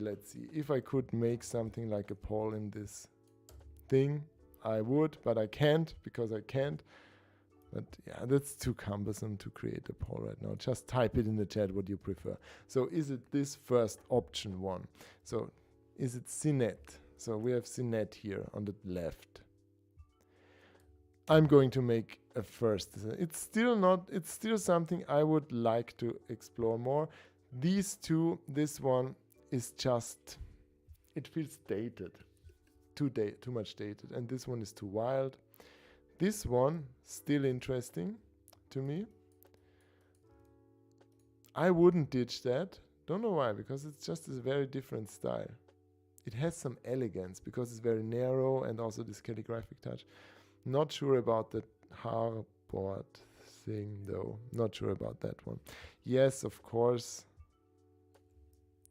Fino Sans. It has something here as well.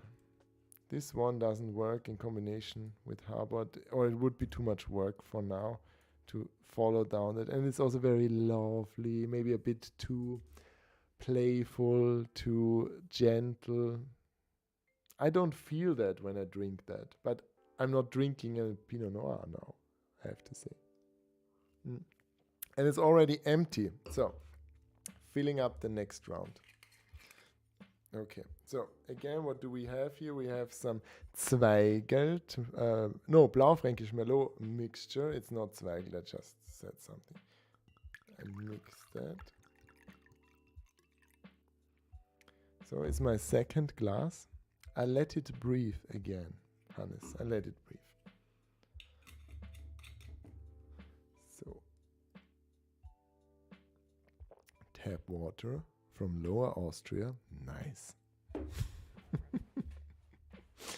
Okay, let's move on. And let's see what we have. Okay, we will not continue working on that one. And here we have some options. The thing with graphic design overall is making up your mind. It is making up your mind. And what always works is zooming out, tilting your head. To me, this always helps, tilting my head. I'm not sure why. My wife asked me if I see something different when I tilt my head, but I always go like this when I assess the design. What about you? Do you do this as well? I'm not sure. So here, this is very light. This one might work. This is not interesting enough yet. We're just talking about the type choice. This one, cool. Let's try it. And this one, it also depends a lot on the layout, how we proceed with it and how we continue with the design. Let's keep these 3 or 4. Let's work on these 3. Are you okay with that? What do you say? Fino Sans, epic Epstein said Fino Sans, but yeah. Let's continue with these 3. I like how this works. Here we have to adjust things a bit. So this is more balanced. All right. Okay. So we need a companion for that one. And in this case, Apparat would not work. Apparat is too rational. It is too rational, I think. But let's take a look at it.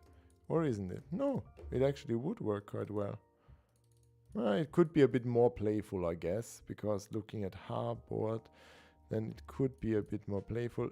Again, we only have very light weights and strange weights, so that's a bit weird here. But it's also aligning to these horizontal lines. And it doesn't have to look that way. It doesn't have to look that way. We could make it different, the reed. Let's try something else. So we have hardboard. I'm not sure about that one. So, and then here the reed, or the place where it's from, which is the location, and change this to mixed case.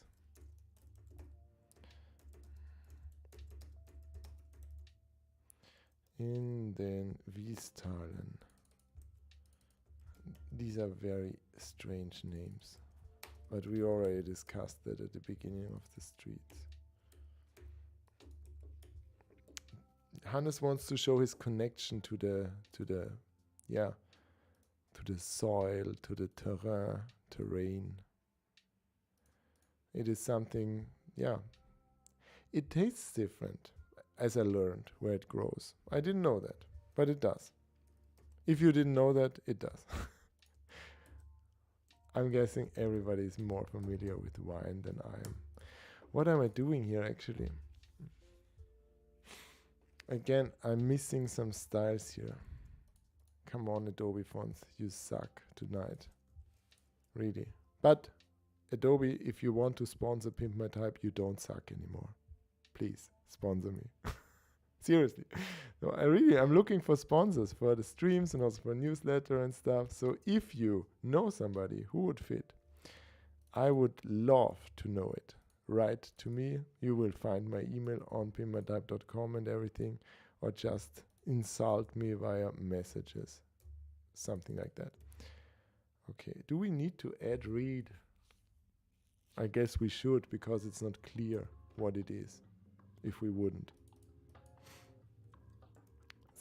It's not self-explaining. Read is something in Austria, specific to Austria.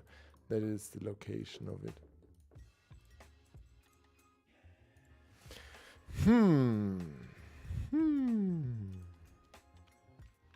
Maybe.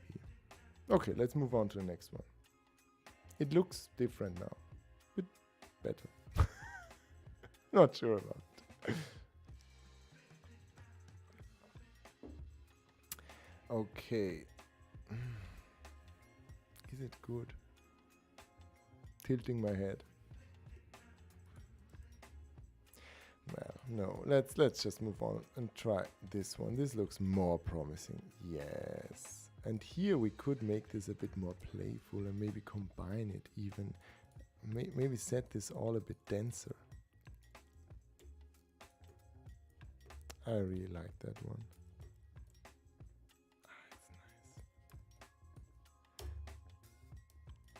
Ried in den Wiesen, Wiestalen. This is so poetic. It's like in the meadow valleys or something like that.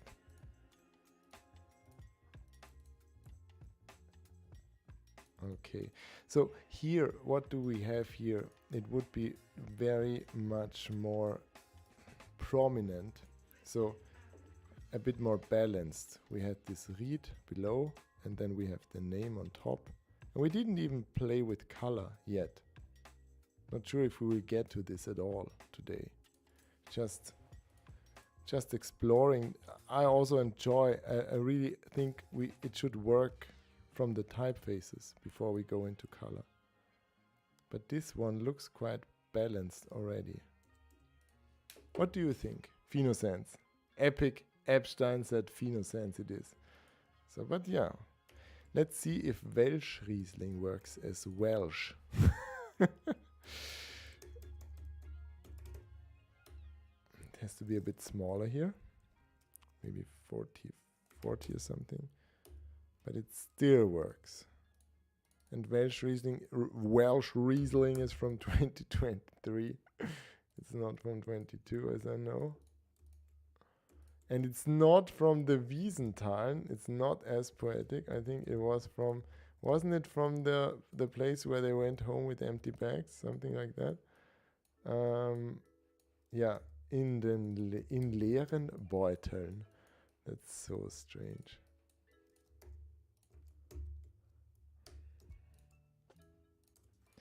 Let's add this here. Oh, we have to add it in that sense. Come on. How can I paste it without changing the style? Okay, I'm always pasting it in here in the spotlight search and then pasting it there, then it works. Come on. I'm sure there's a shortcut how you can import or paste text and changing the format. But I haven't found it. I haven't found it. I didn't find it. Whatever. So 31 maybe. Okay. Ried in den Wiesentalen, ried in leeren Beuteln. Yeah, why not? Why not? This could be a bit larger even, or maybe also a bit denser even.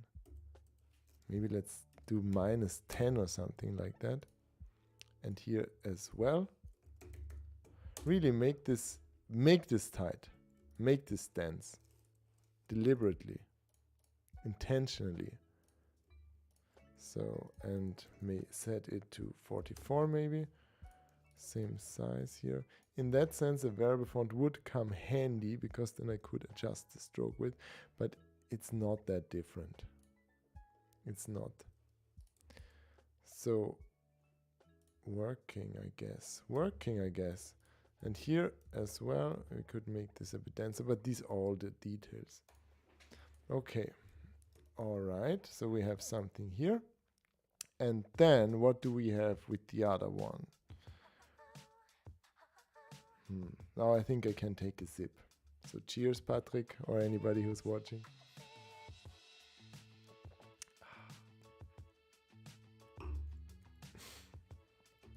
My hairstyle is already, yeah, appropriate to the endeavor I'm taking.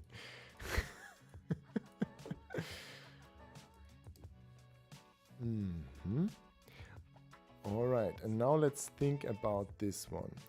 One thing that Hannes also is adding is the location with the GPS coordinates. So here he added the GPS coordinates, and there are different kinds of how you can write.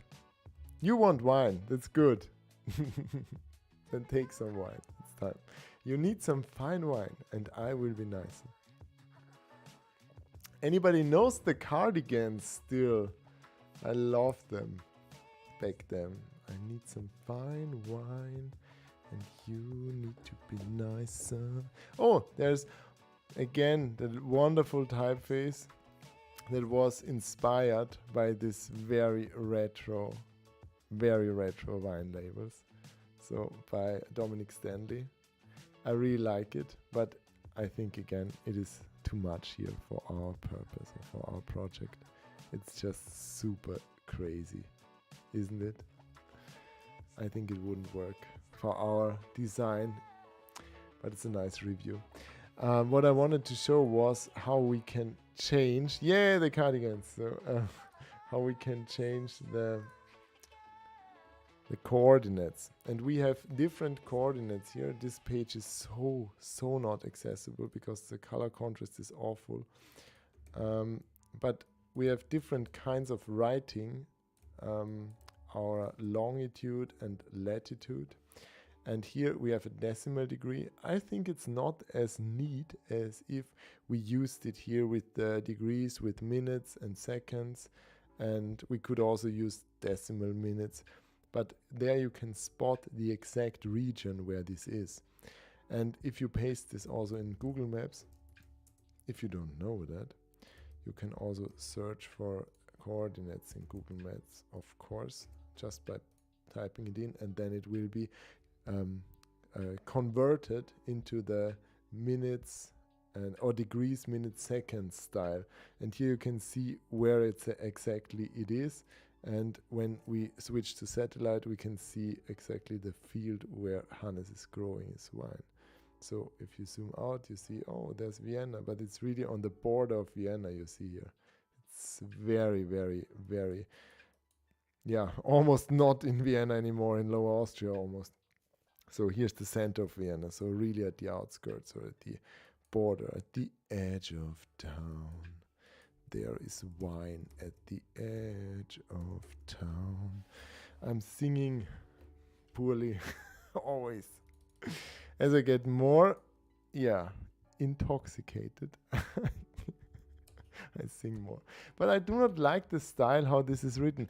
And what I actually want to say is we could use these numbers and maybe play around with them on the cover as well and not write or not spell out the name of in den Wiesenthalen or something like that. Maybe this could also be some sort of idea. And if we proceeded with that design here, let's do that one and remove in den Wiesenthalen and add here just this location, this GPS coordinates. And now let's switch to our other typeface, which was Kiverleaf or something like that. I cannot pronounce it. And we have we have now a bit more styles. Adobe fonts seemed to work eventually somehow. Not reliably, but in a way. Okay. It is not the correct way of writing it. It is super contrasting. And these are ticks, and a minute is a different character actually. So let's discover this in the glyphs panel and switch to window, type, glyphs, and see where we have our ticks. These are different, but you gotta know that for our minutes and seconds and stuff. So here they did it right. I just copy it here from this calculation thing. I think they did it right here. It's hard to copy. Yeah, you see, this is the minute, and this one is the second, and the other is just a prime mark. So this would be the correct way of writing it out, typographically speaking. This isn't horrible, but this is more elegant. And it's not, just to compare it, it's not a quotation mark, if you want to know, if you wanted to know this. In this case it is. Depending on the font. Okay. Yeah, it looks better, I think, as well. It looks more interesting, I guess. So we could go for that. Just use this as some mysterious information at the bottom here, maybe. But again, maybe not in that typeface. Maybe using another one, an anderes Apparat, maybe. Maybe not, maybe Apparat. Yeah, this is more sober and working. But I need a different weight from Apparat. Let's hope that it will be activated here in Adobe Fonts. Apparat, come Apparat, help me. Apparat. Apparat. It should have added everything, but it didn't. So when I say add family, and let's remove it again, and let's add it again, and let's see what happens, and have some wine in between. 2 hours almost in. I'm taking longer than I thought. Maybe I'm talking too much. But if I wouldn't talk, it wouldn't be interesting, I guess. Yeah. Just should sit quietly and drink and work. Ah, there you see it. There you see it. Nice, isn't it? The ticks are nice. This looks elegant. I like it a lot. And it combines well with here, this one, with Kiver leaf, whatever.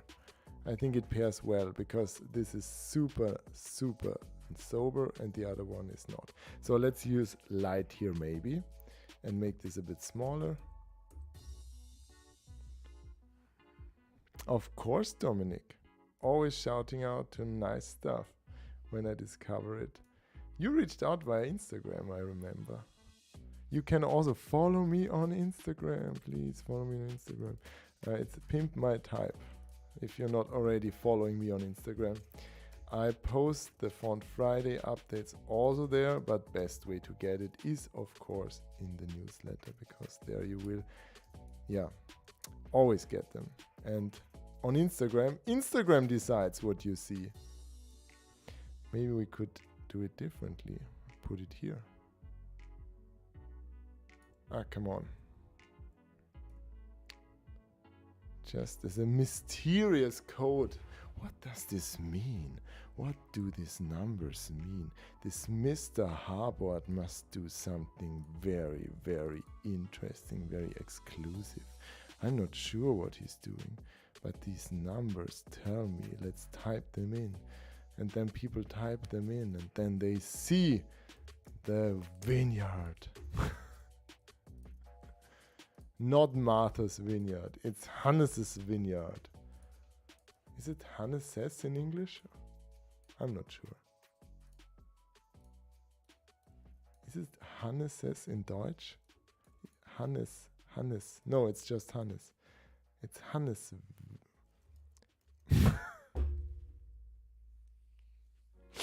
The wine starts to work, I guess. Okay, and now let's try something else. Let's spell out the name here. Habort. On that sense. Wein aus Wien. And use it here on that side. Just trying stuff out. And maybe space this a bit more.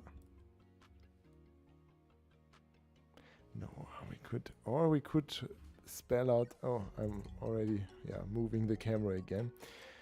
Whatever, but maybe we could.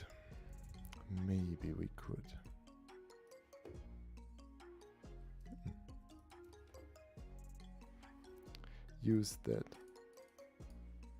Here, make it a bit more contrasting by using not the regular style, maybe. Black it isn't. Bold italic, light, thin italic, no. Didn't add all the fonts again. Come on, Adobe fonts. Doom. Maybe 13.5 or something like that. Okay. And this one, it doesn't make any sense to use bold here for that part. What weight was this? The one I had, extra bold. How can I work using anything with not... You're disappointing me today, Adobe Fonts. But please sponsor, if you can. 13.5 I think it was, or what was it? 13.5, yeah, you will not see the difference here. We can use 14 or something. Just want it to be the same as the other one. We should save. Again, we should save. I didn't save. But I can watch the video and make a screenshot. I should always live stream everything I do so that I'm safe. Get it? Saved, safe. Yes, Adobe Fonts. Maybe have some Sprudel in between and stay focused, Zwischensprudeln. Yeah, that's true, David. I have some water.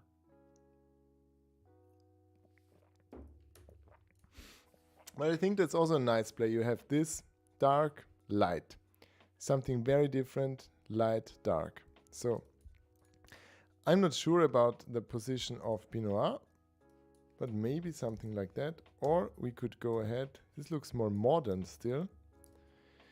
Or we could go ahead and use... I liked how it was there at the beginning. How Habort was over here in upright.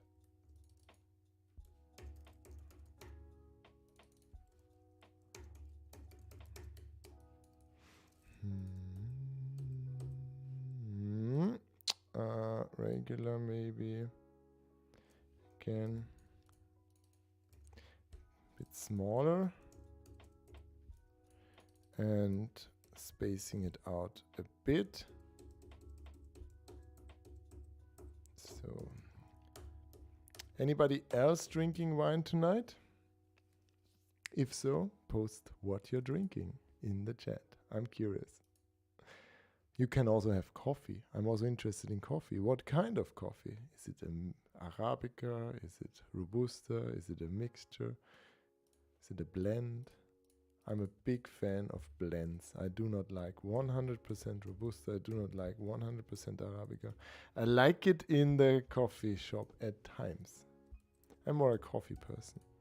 So, and here we could use something else again. We could spell out what it is, or the location. The Ried again. So, in den Wiesentalen. Maybe it works.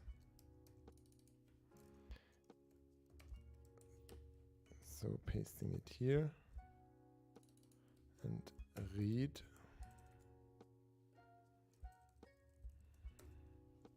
It will not work for all the Rieds because of all the locations.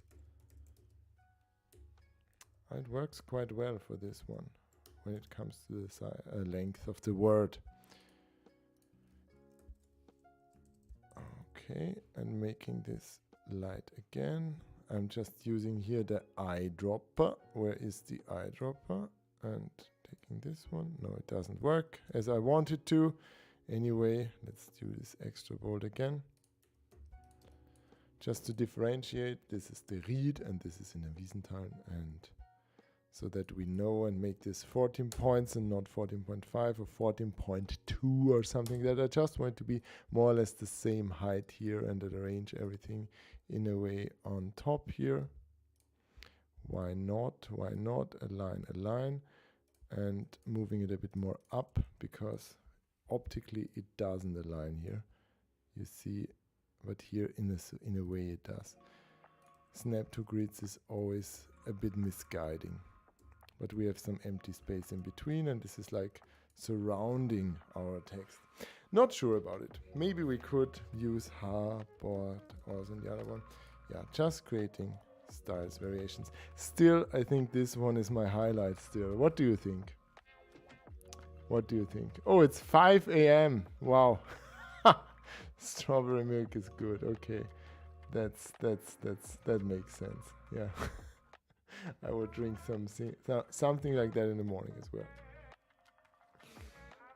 Here it's not 5 a.m. Where out are you watching? Also, where from are you watching? This here is in Vienna or south of Vienna, so middle of Europe. It's 8 p.m. right now, so yeah. Oh, you like the vertical text? Yeah, it's always good if you go away and then you come back and you see that something happened, not just the glass got emptier, but it's always an option. Yeah, I also like how it plays with this GPS location. David is drinking Vale de Campuchar. I cannot read it so well here. Artino 2017, I guess. Too late for coffee. Yeah, it is. You have to pick something that calms you down. All right, so I do not like this anymore. I'm not sure. We have several options now, and if we added some color, I think it would be more interesting. But we have, I think this one is more interesting than this one.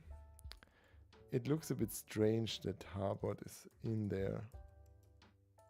No, it's messy. It's messy. It's too much. It's not very decided.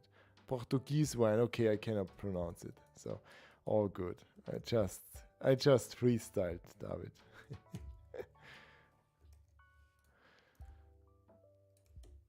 All right, and then now, what could we do with that one?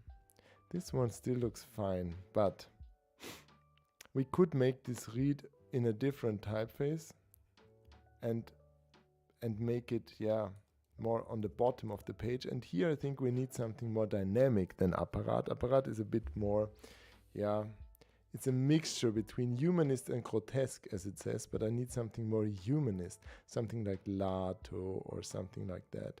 So let's see what we have here. Let's go back to fonts and browse them and look for sans serif and look for something that has little contrast, and let's write mega typos again. Ooh, this one is wild. We will not use that. And we can see when we take a look at the E and stuff, if it's opened and if it's, these are all rational. We need something humanist. So not working here. In combination, Vierer is a bit too playful again. Also Sans is too geometric in my taste. Then Franklin is also too sober, too rational. Nimbus is also so many rational. New Gothic is also more on the rational side. Oh, this one, Kronos, yeah. This one is more playful and I think it could fit here. It's looking a bit more sober and easier. Let's take a look at the caps and how it would look here. So,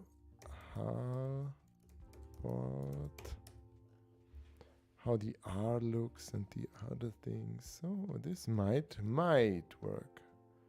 Let's just open it up in a tab and take a look. FF Cocoon doesn't work. Too playful, also too sober, too strict, too bent wire style. Multi-text. No. I'm looking also at the lag of the R. If it's a bit more, calligraphic, so to say. It's a bit more playful. In here it's very straight or it's very sober, but the R also helps you. Here it is more playful, but the X height is too low and the P is... What's happening with the P here? It's just bent and broken. It's not good. And looking for a good companion. Oh, Schola. Schola is also nice. But the R, again, should be a bit more playful. I'm looking for something with a playful uppercase R. Because we have read, and then it should work and should pair well with our R here, which is also more playful, you see. So looking for something with a playful uppercase R. What do we have? No, this is too simple. This is too rational. This is not rational. Oh, this, maybe. Parisian office, maybe. This one, not so much. Here, too playful. We have something that's too playful also. And too playful here was Filson. And this one could work. Iskra. This is also very playful, but it could work when we look at the R. Maybe a bit too much. So Kronos. Let's try Kronos first. Kronos. This sounds very German when I say that. So Kronos Pro Regular. And then Kronos Pro Semi-Bold. No, maybe Italic. Gut. So Kronos.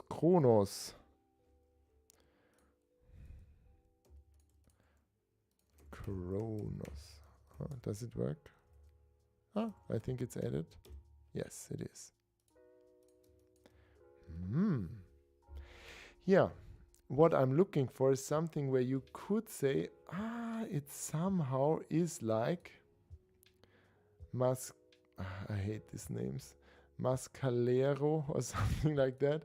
That is something like Mascalero, but a bit simpler. And this is kind of it.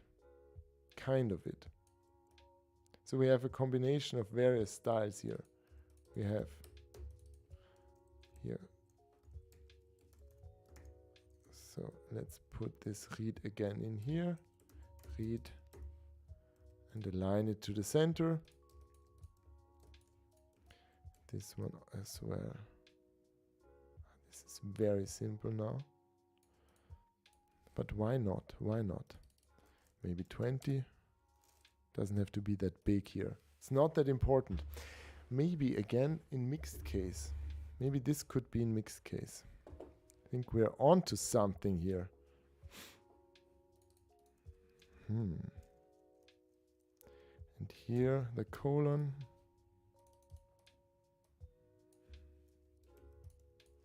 Maybe a bit smaller, because this is just a tiny additional information.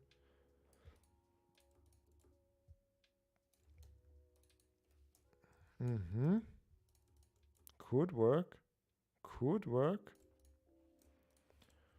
The other typeface was Parisian office. This is too strict. I will not try it. Or Iskra. Iskra is very playful. I think this will be too much. But let's try it. I already have installed it. So let's see. Just comparing it here now. Comparing these two and seeing which one works better. Here we have Kronos Pro and here we have Iskra. Iskra regular. Yeah, no. this is too playful, you see? Just too playful. How it curls here. And also, it's weird. The terminals are a bit weird. It's too irregular. The R kind of fits. Oh, also a bit more curled. So, no. Good that we had something else. So, let's stick with that. And this one could be maybe a bit smaller now. 24. And then we have some proper hierarchy going on. No, a bit too small. 28. And the hierarchy now would work a bit better if this is centered. So let's go for that one. We have that one. Then we can copy it and use it for the Welsh Riesling. And then we have some options, and I think then we can make up our mind what we will do. And the back side of the label, I don't think I'm going to design that today. I'm taking too long, or just longer than I thought. I haven't thought how long this would take. Ah, Welsh Riesling, you're killing me. You're killing me. It's just too long.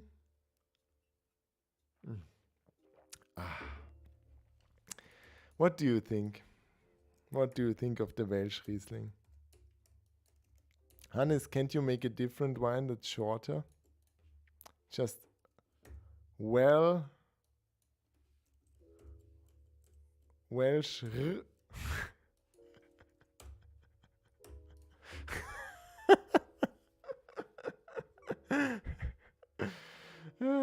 Yeah, it's well underway. Hi, Elena. I'm happy that you're joining. So, Elena, type designer from Vancouver, Canada. It's morning there, isn't it? Or so. Versh. Yeah, that's good. Let's make it Versh, David.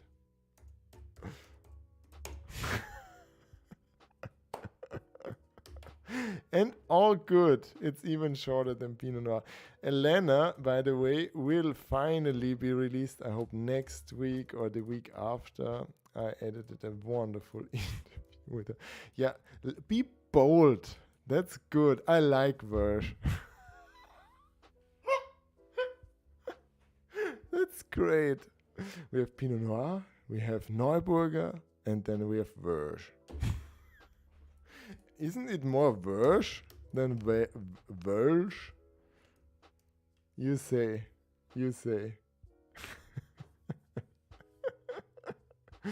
Yeah, pronounce it Styrian. It is the way to pronounce it. It grows a lot in Styria, doesn't it? I just imagine it to grow there more. I associate, Styria is something I associate with Welsh Riesling. Yeah, why not Welsh? Why not? By the way, Elena Munro, type designer from Vancouver, who's just joined us, is also live streaming type design on Twitch. Not drinking during doing it, I guess. You tell me, Elena. Yeah, so that's something you should know. Okay, I'm going to take this design because when I'm comparing, I do not like the title up there. I think it's better if it's here.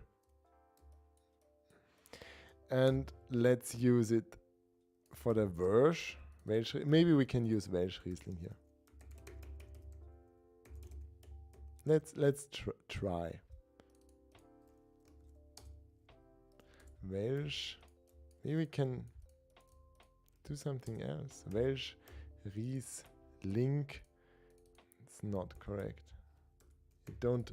It's one word. It's not German. It's German. It's a long word. It's always a long word in German. You can't do anything about that. Welsh Riesling. But if we... Oh!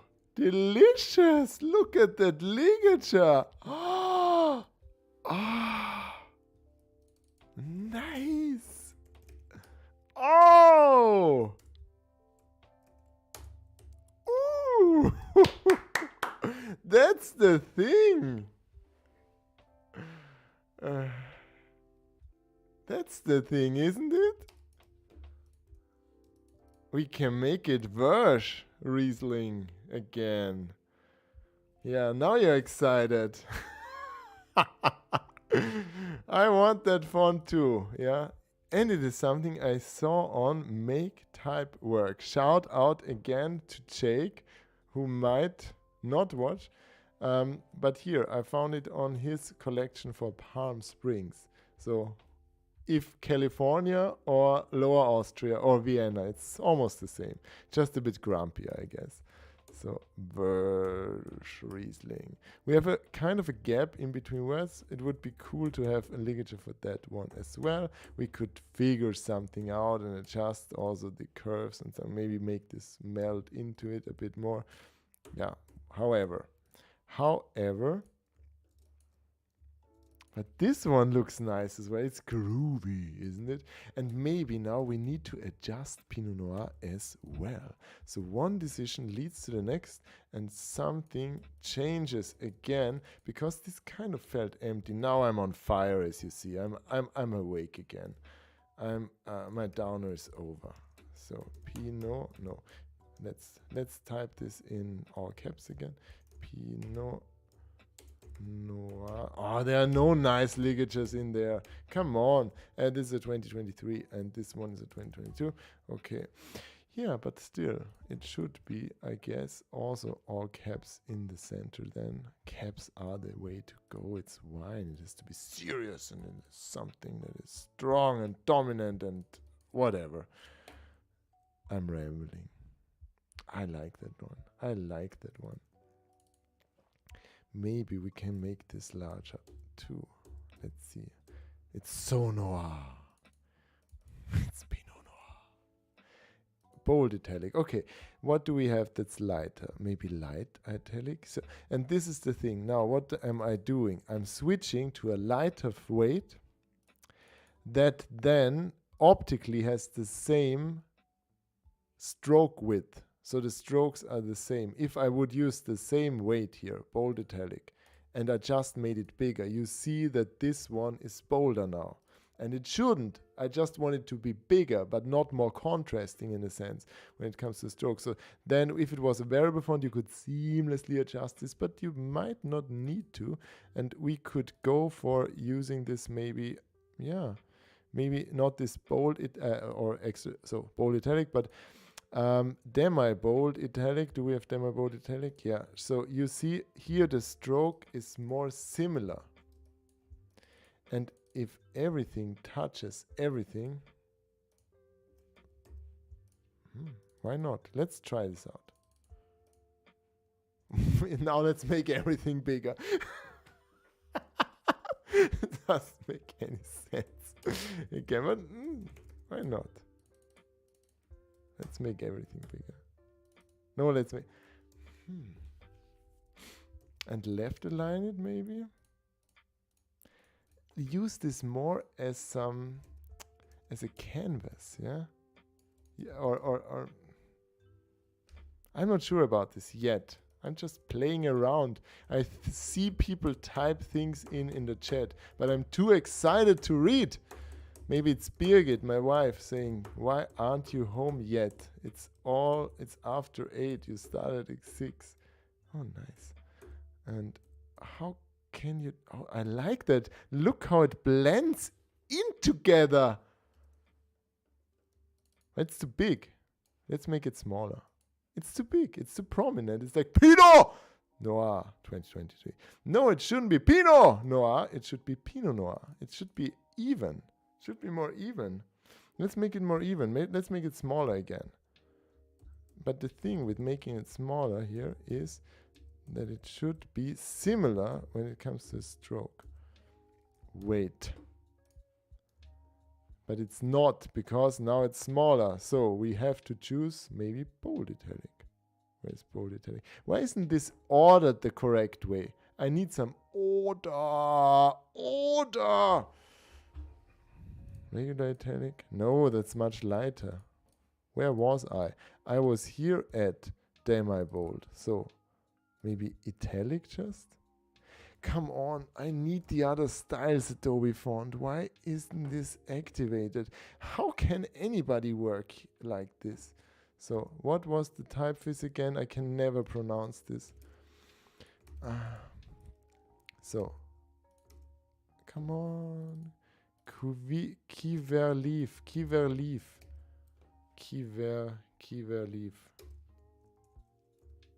Come on. Find it.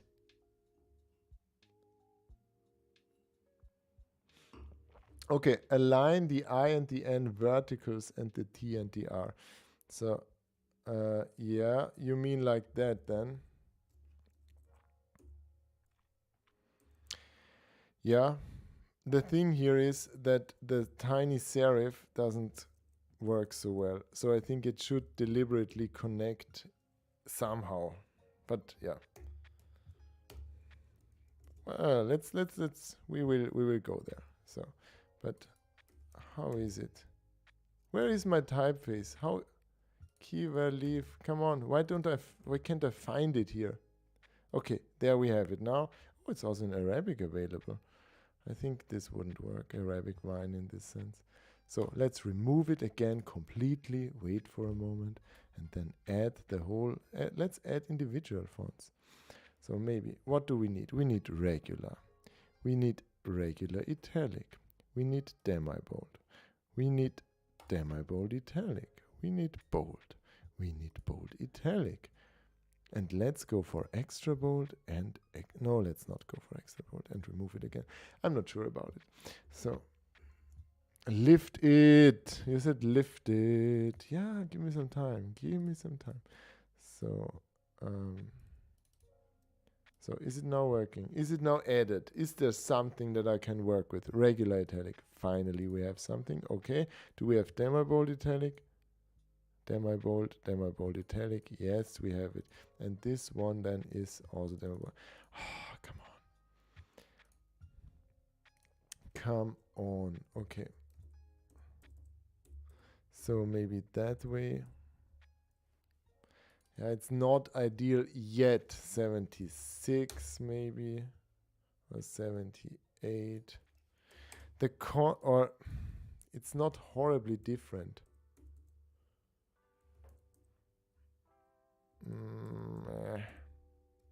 Yeah.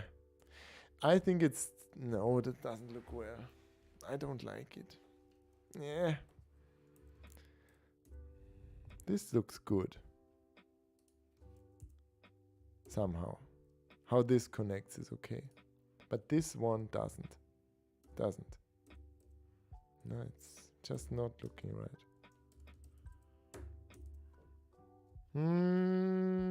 Maybe.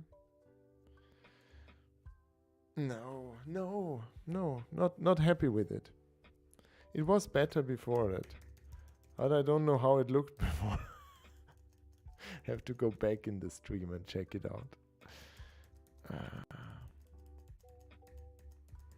No. Just Command C. Is this better? We had something before that. Or was it just the wine? This was cool, wasn't it? Somehow. Yeah, but what I didn't like was... Maybe it's because it's... Okay. Why is it now selected? Why is it selected? Come on, Illustrator. I'll close the file. I'll save it and I'll open it again. So, okay. Now it's working. Good. So, what do we have here? Go for maybe for italic, regular italic. Come on, regular italic. So make this a bit smaller. Let's say 80. And there we have the problem. And here was demi-bold, and here it should be then bold maybe. Bold italic. No, it's too much for bold italic. It has to be smaller to be even for that. Yeah, here now it would work when it comes to the weight of the stroke. So it's similar here in that size. So like 71 or 72. You don't have to be super exact about it, but somehow. And I do not like how this aligns here. Maybe then we have to do maybe different approach. So making the line height even just removing it from one text box and then typing it in here, and now arranging it freely and aligning it in that sense that it's really overlapping more, so that I can put the P inside the N and maybe making this wider. What do you think of it? Horrible or better? Oh, in a sense of, oh no, Elena, you suck. Why are you still streaming, Oliver? I do not want to be interviewed by you anymore. Please delete the interview. Oh, I'm so confident, you see? I'm so confident in myself.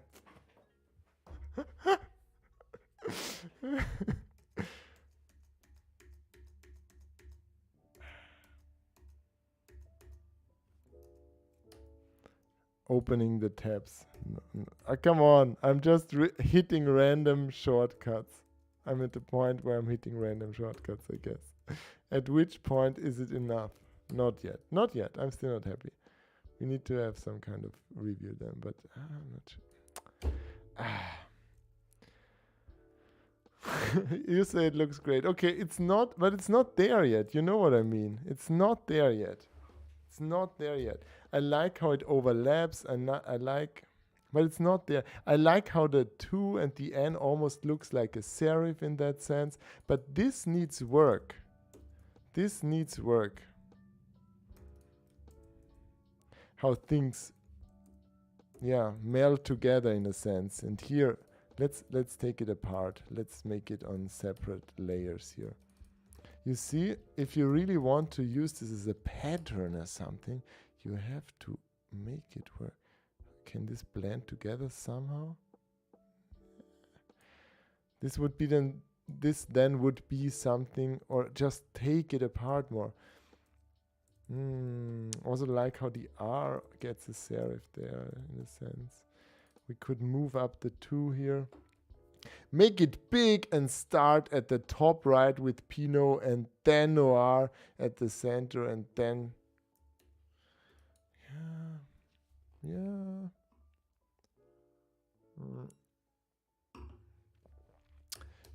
Okay. You're right. Yoli, Johannes, welcome to the stream. Happy you joined.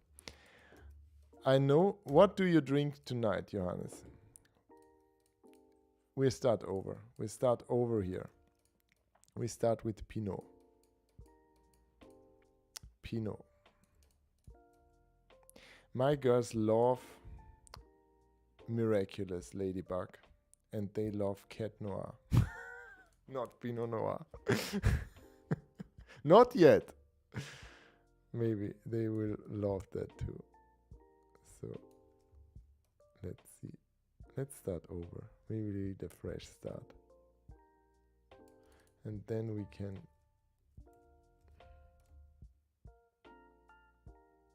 I hate it how it aligns with the Pinot and the Noir. The P and the A. Just don't like that. But here this one works better. Now we're in the nitty gritty typography parts. We're taking things apart.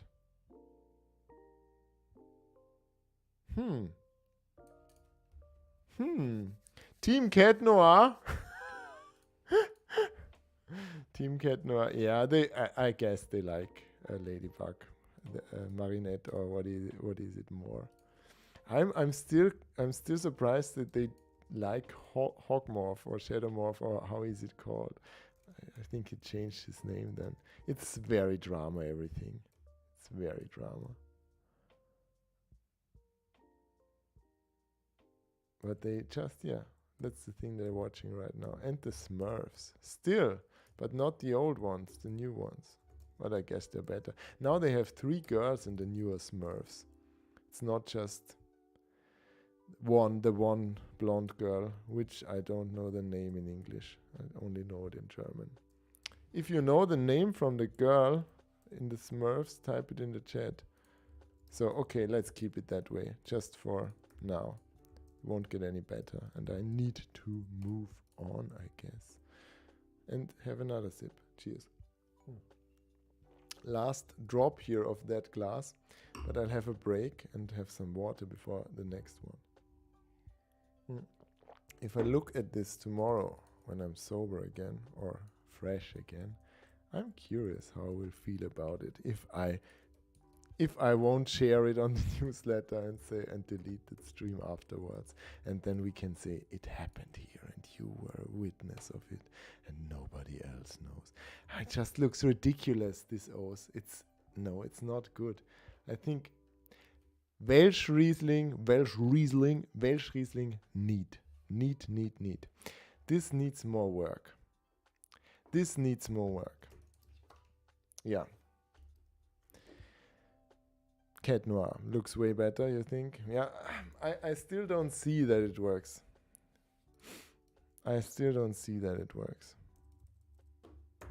The zeros, it's just strange that they create this row here. It's somehow off. Yeah. Yeah. So, thanks for the nice comments, though. So, do we need to... Good one. That's a good one, Yoli. Johannes. I don't know if we... Can I call you Yoli in the stream? Or is it too informal for you? As a CEO. But that's good. Yours. That's a good one. So I can call you whatever I like. That's good. You're the best. You're still the best, Yoli. We know each other since 2008, I guess. Something like that. And Yoli is CEO of SWOT.io, the best social media tool I'm not using, but I guess it is. Shout out. Maybe SWOT.io wants to sponsor this channel. Please go ahead and sponsor me. With free tips at least. Okay. Yeah, why not Pinot Noir 22? I think that looks much better. Let's go for that one. Okay. So, and then we have our location. That's very playful, eccentric. Cool. Next version would be then the Welsh Riesling, which is then here. And we should maybe also make this a bit tighter. You see how things evolved, and that's nice. At the end of the stream, we will see how it went from horrible to decent to great to more horrible again. Maybe. Let's see. Okay. What isn't legal in Austria? I don't even remember what I said, David. So, paragraph. Drinking and streaming. Is that legal in Austria? It is. In Austria, you can buy alcohol at the gas station. I'm not sure if this is something to be proud of, but it is the way it is. In Sweden, you have to go to a designated store. In Austria, you just go to the gas station to get alcohol. It's kind of... I guess that says a lot.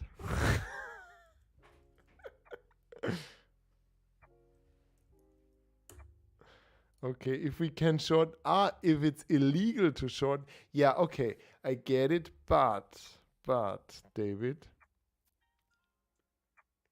Yeah, in Austria you can buy it in the grocery store as well, but yeah.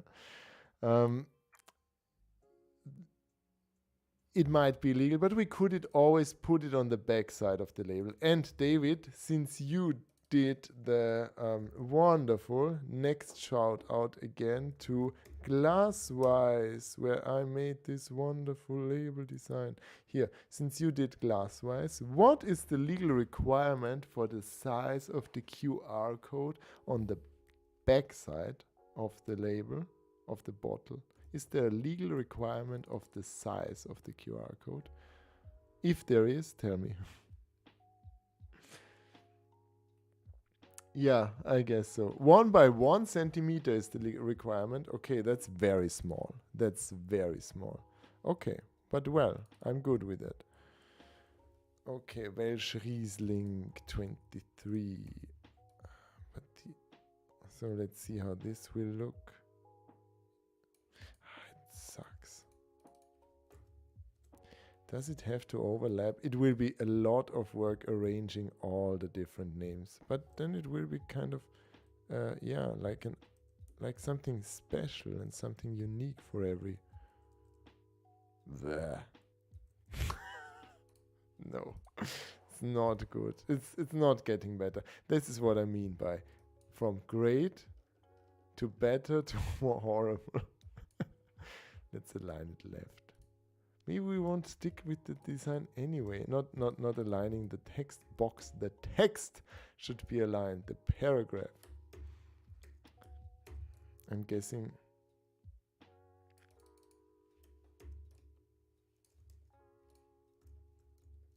So Pinot Noir. This looks weird. This looks better.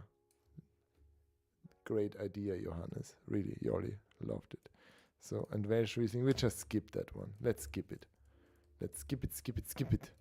So, but you can see how it evolved here. So we started with this one.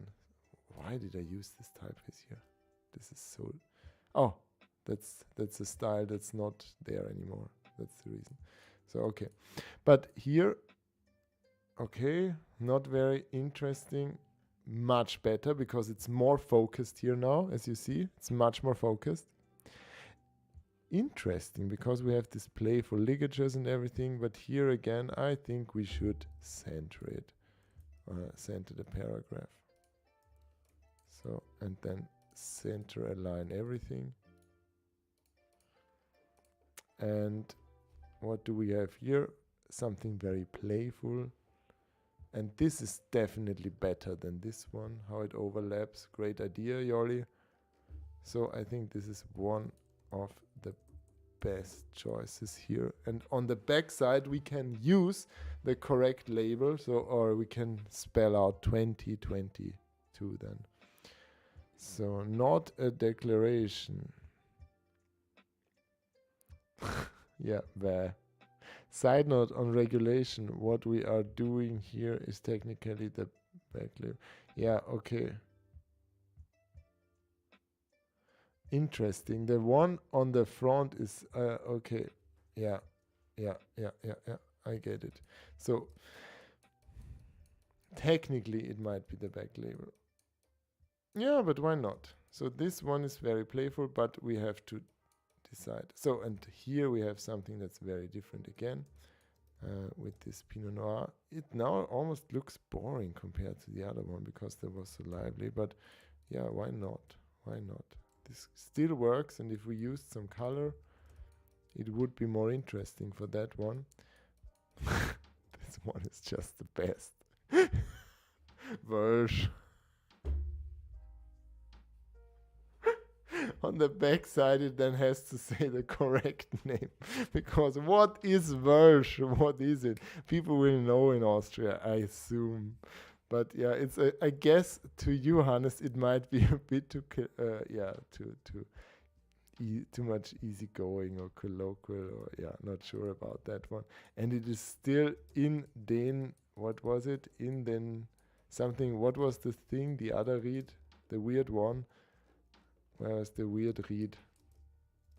In den Beuteln, in leeren Beuteln, in empty bags, in empty bags, in leeren Beuteln, in empty bags. That's a nice verse. Yeah. But you see, these are very different styles. This one is very classic.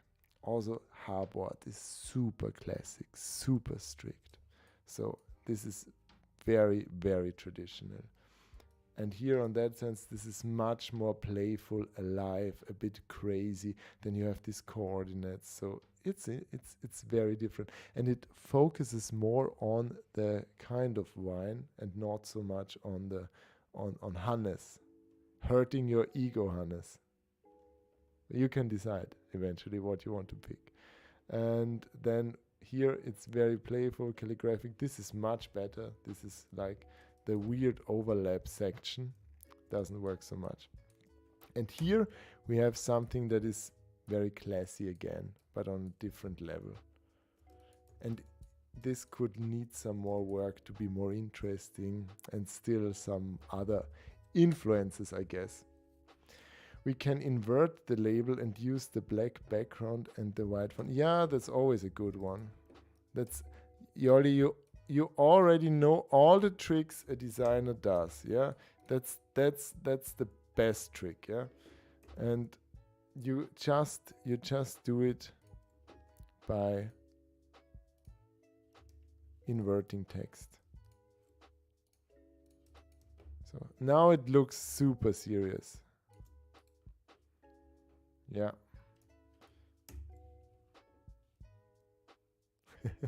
You learned it from the best. Yeah, I just use it on the other background.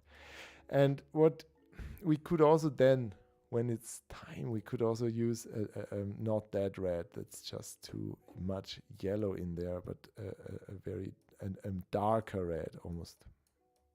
So something like that. This is very yeah. And if we have some glossy text on there, something like that, then this would look nice. And if here again we could use, yeah, on white it might be something that is kind of yellowish then. No, not yellow, definitely not, but like off-white, something like that. And then the color of the text could be something like black-ish, not 100% black again, some dark gray or something like that. And then it definitely creates a different atmosphere and evokes a different feeling here. Being also here, red wine, white wine as a difference. Yeah, as an idea. Yeah, that's definitely true. We could be nice to use the color of the wine as a background of the label. Yeah, that would work. But it would be then maybe it would be then a dark green more for the other ones. So, but speaking of wine, let's pour another one. Just half one.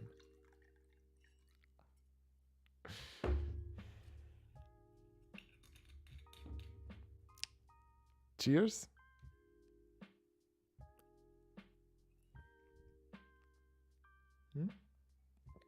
Nice. There's some Arabic going on, but I cannot translate it. Not sure about that one in the chat. So maybe try to translate if it is something meaningful that's added to the conversation. It would be, this one also works in Arabic though.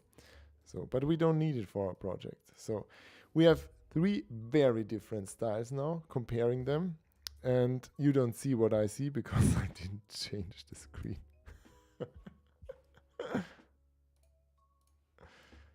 So we have something, yeah, very different designs now. Of course, we could now keep going forever, but I'm thinking of closing it, since we're already in for 2 hours and 45 minutes. The other options, which we did not,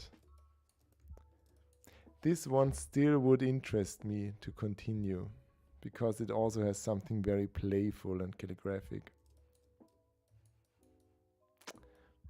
I'll try that one. And then we'll close it, okay? I still want to try that one.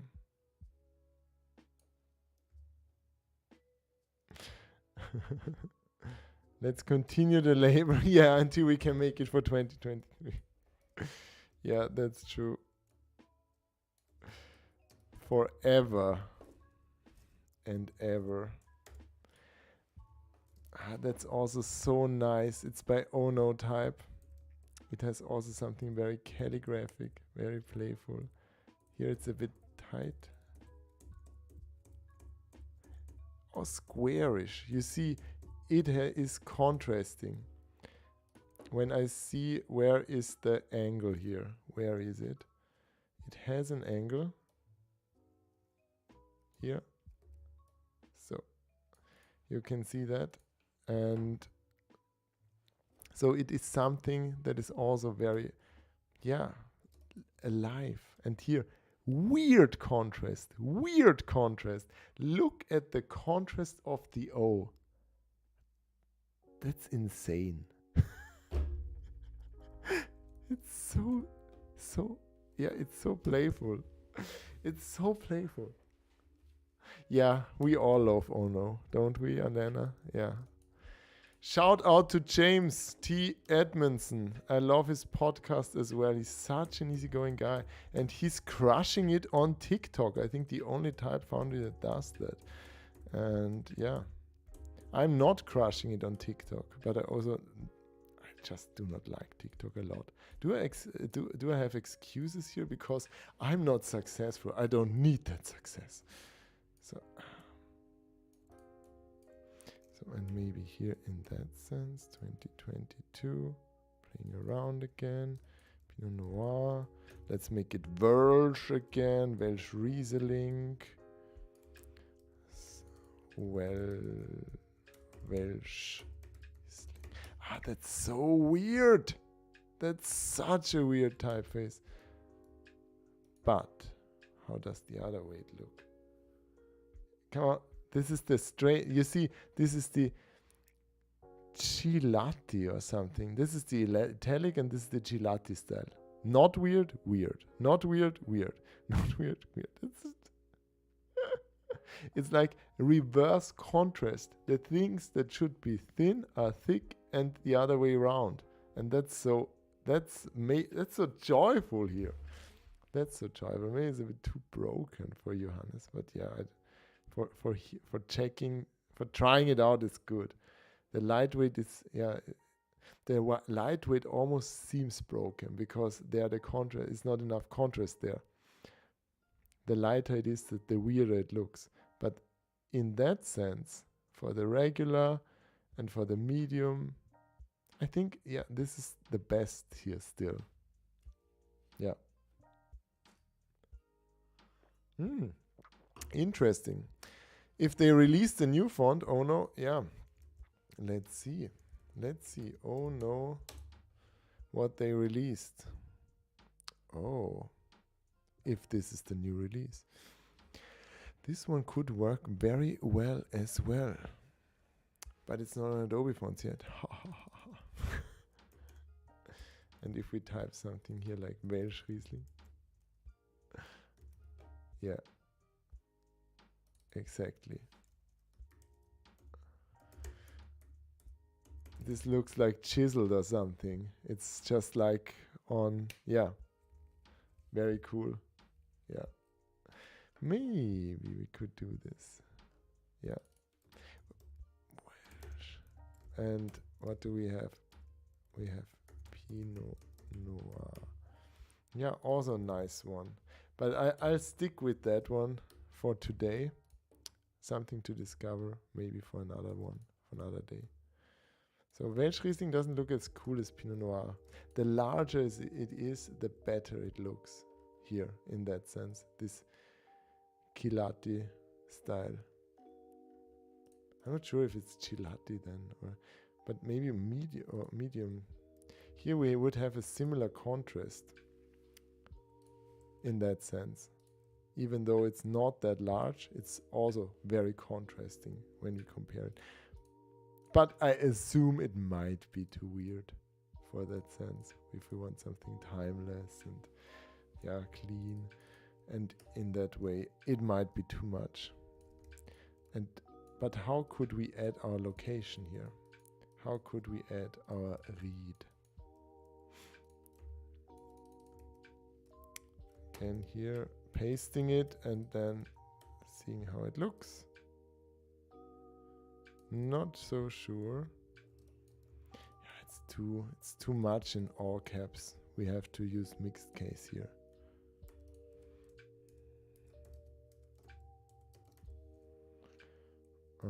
Yeah, read in. Do we need the colon? Let's say we do. And if it wasn't regular, if it was medium here, no, this is too much then. And here it's 29, and here we could make it maybe 22, something like that. And maybe remove the year. The year would help. The year would help to know. Or also to tell them apart. If you have some of them in a shelf and you pick them up, and you always have to take a look at the back side to make sure which year it is. Yeah. Not so sure. Okay. And here, Welschriesling in. Do we have some interesting... If you're looking for some interesting glyphs, that's always an idea. Opening the glyphs window. Here I should add this to the sidebar. I'm always opening it up here. But looking at glyphs. Now pulling it in here. So let's see. What do we have? Do we have some interesting characters going on here that we could use, or ornaments or things and stuff? Ah, do we have small caps? Do we have small caps? It looks like that. This is interesting. Let's try small caps.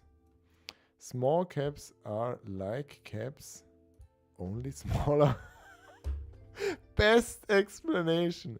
No, the compared to just minimized capitals, it is something that, yeah, it has the same, the strokes have the same weight. But I do not see an option to activate them here. But do I have them at all? Let's just try out. I think these are small caps, aren't they? Now I can see it. Yeah, they are. Okay, how can I activate my small caps? So, where are we? Stylistic set. No, it's not stylistic set. It's characters. Where is it? It's so hidden. Small caps. There it is. So, and you see there are still caps and small caps. But it's very spiky. Maybe not that ideal. Medium, regular, medium. Let's make it a bit larger, add some spacing here. Maybe this is super pointless.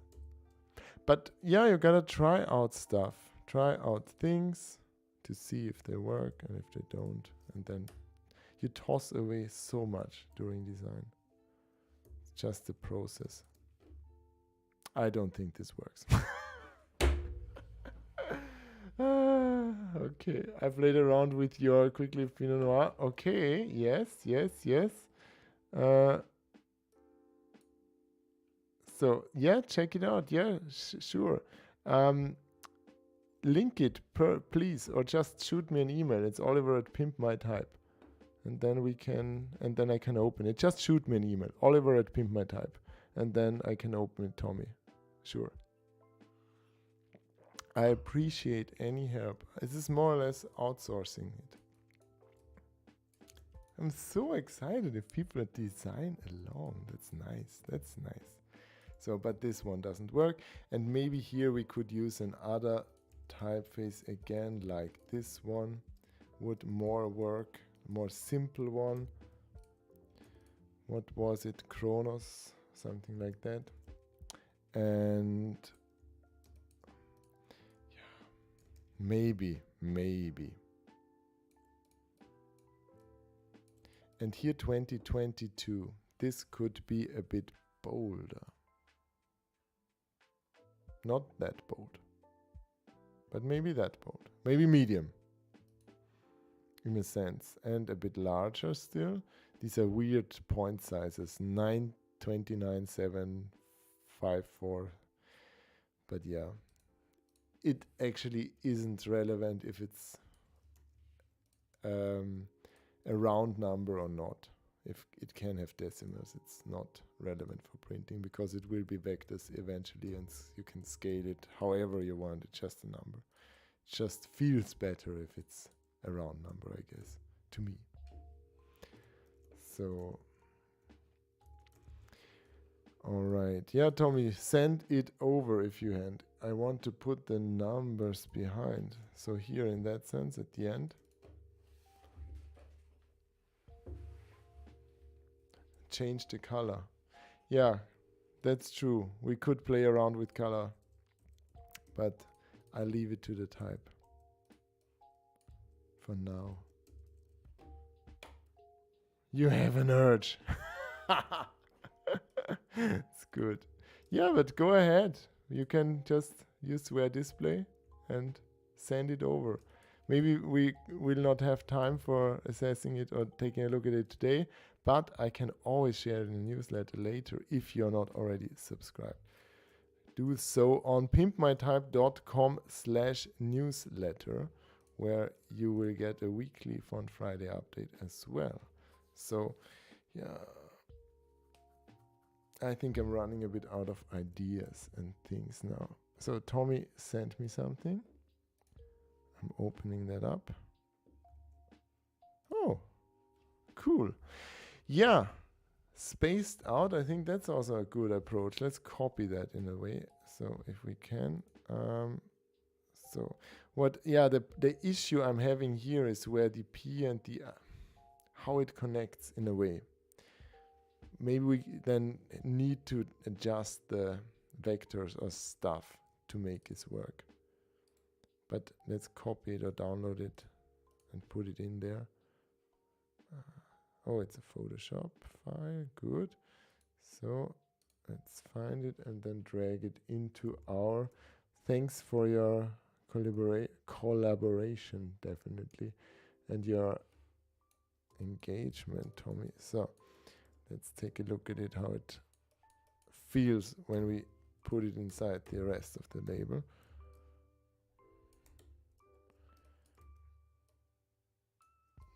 So removing that.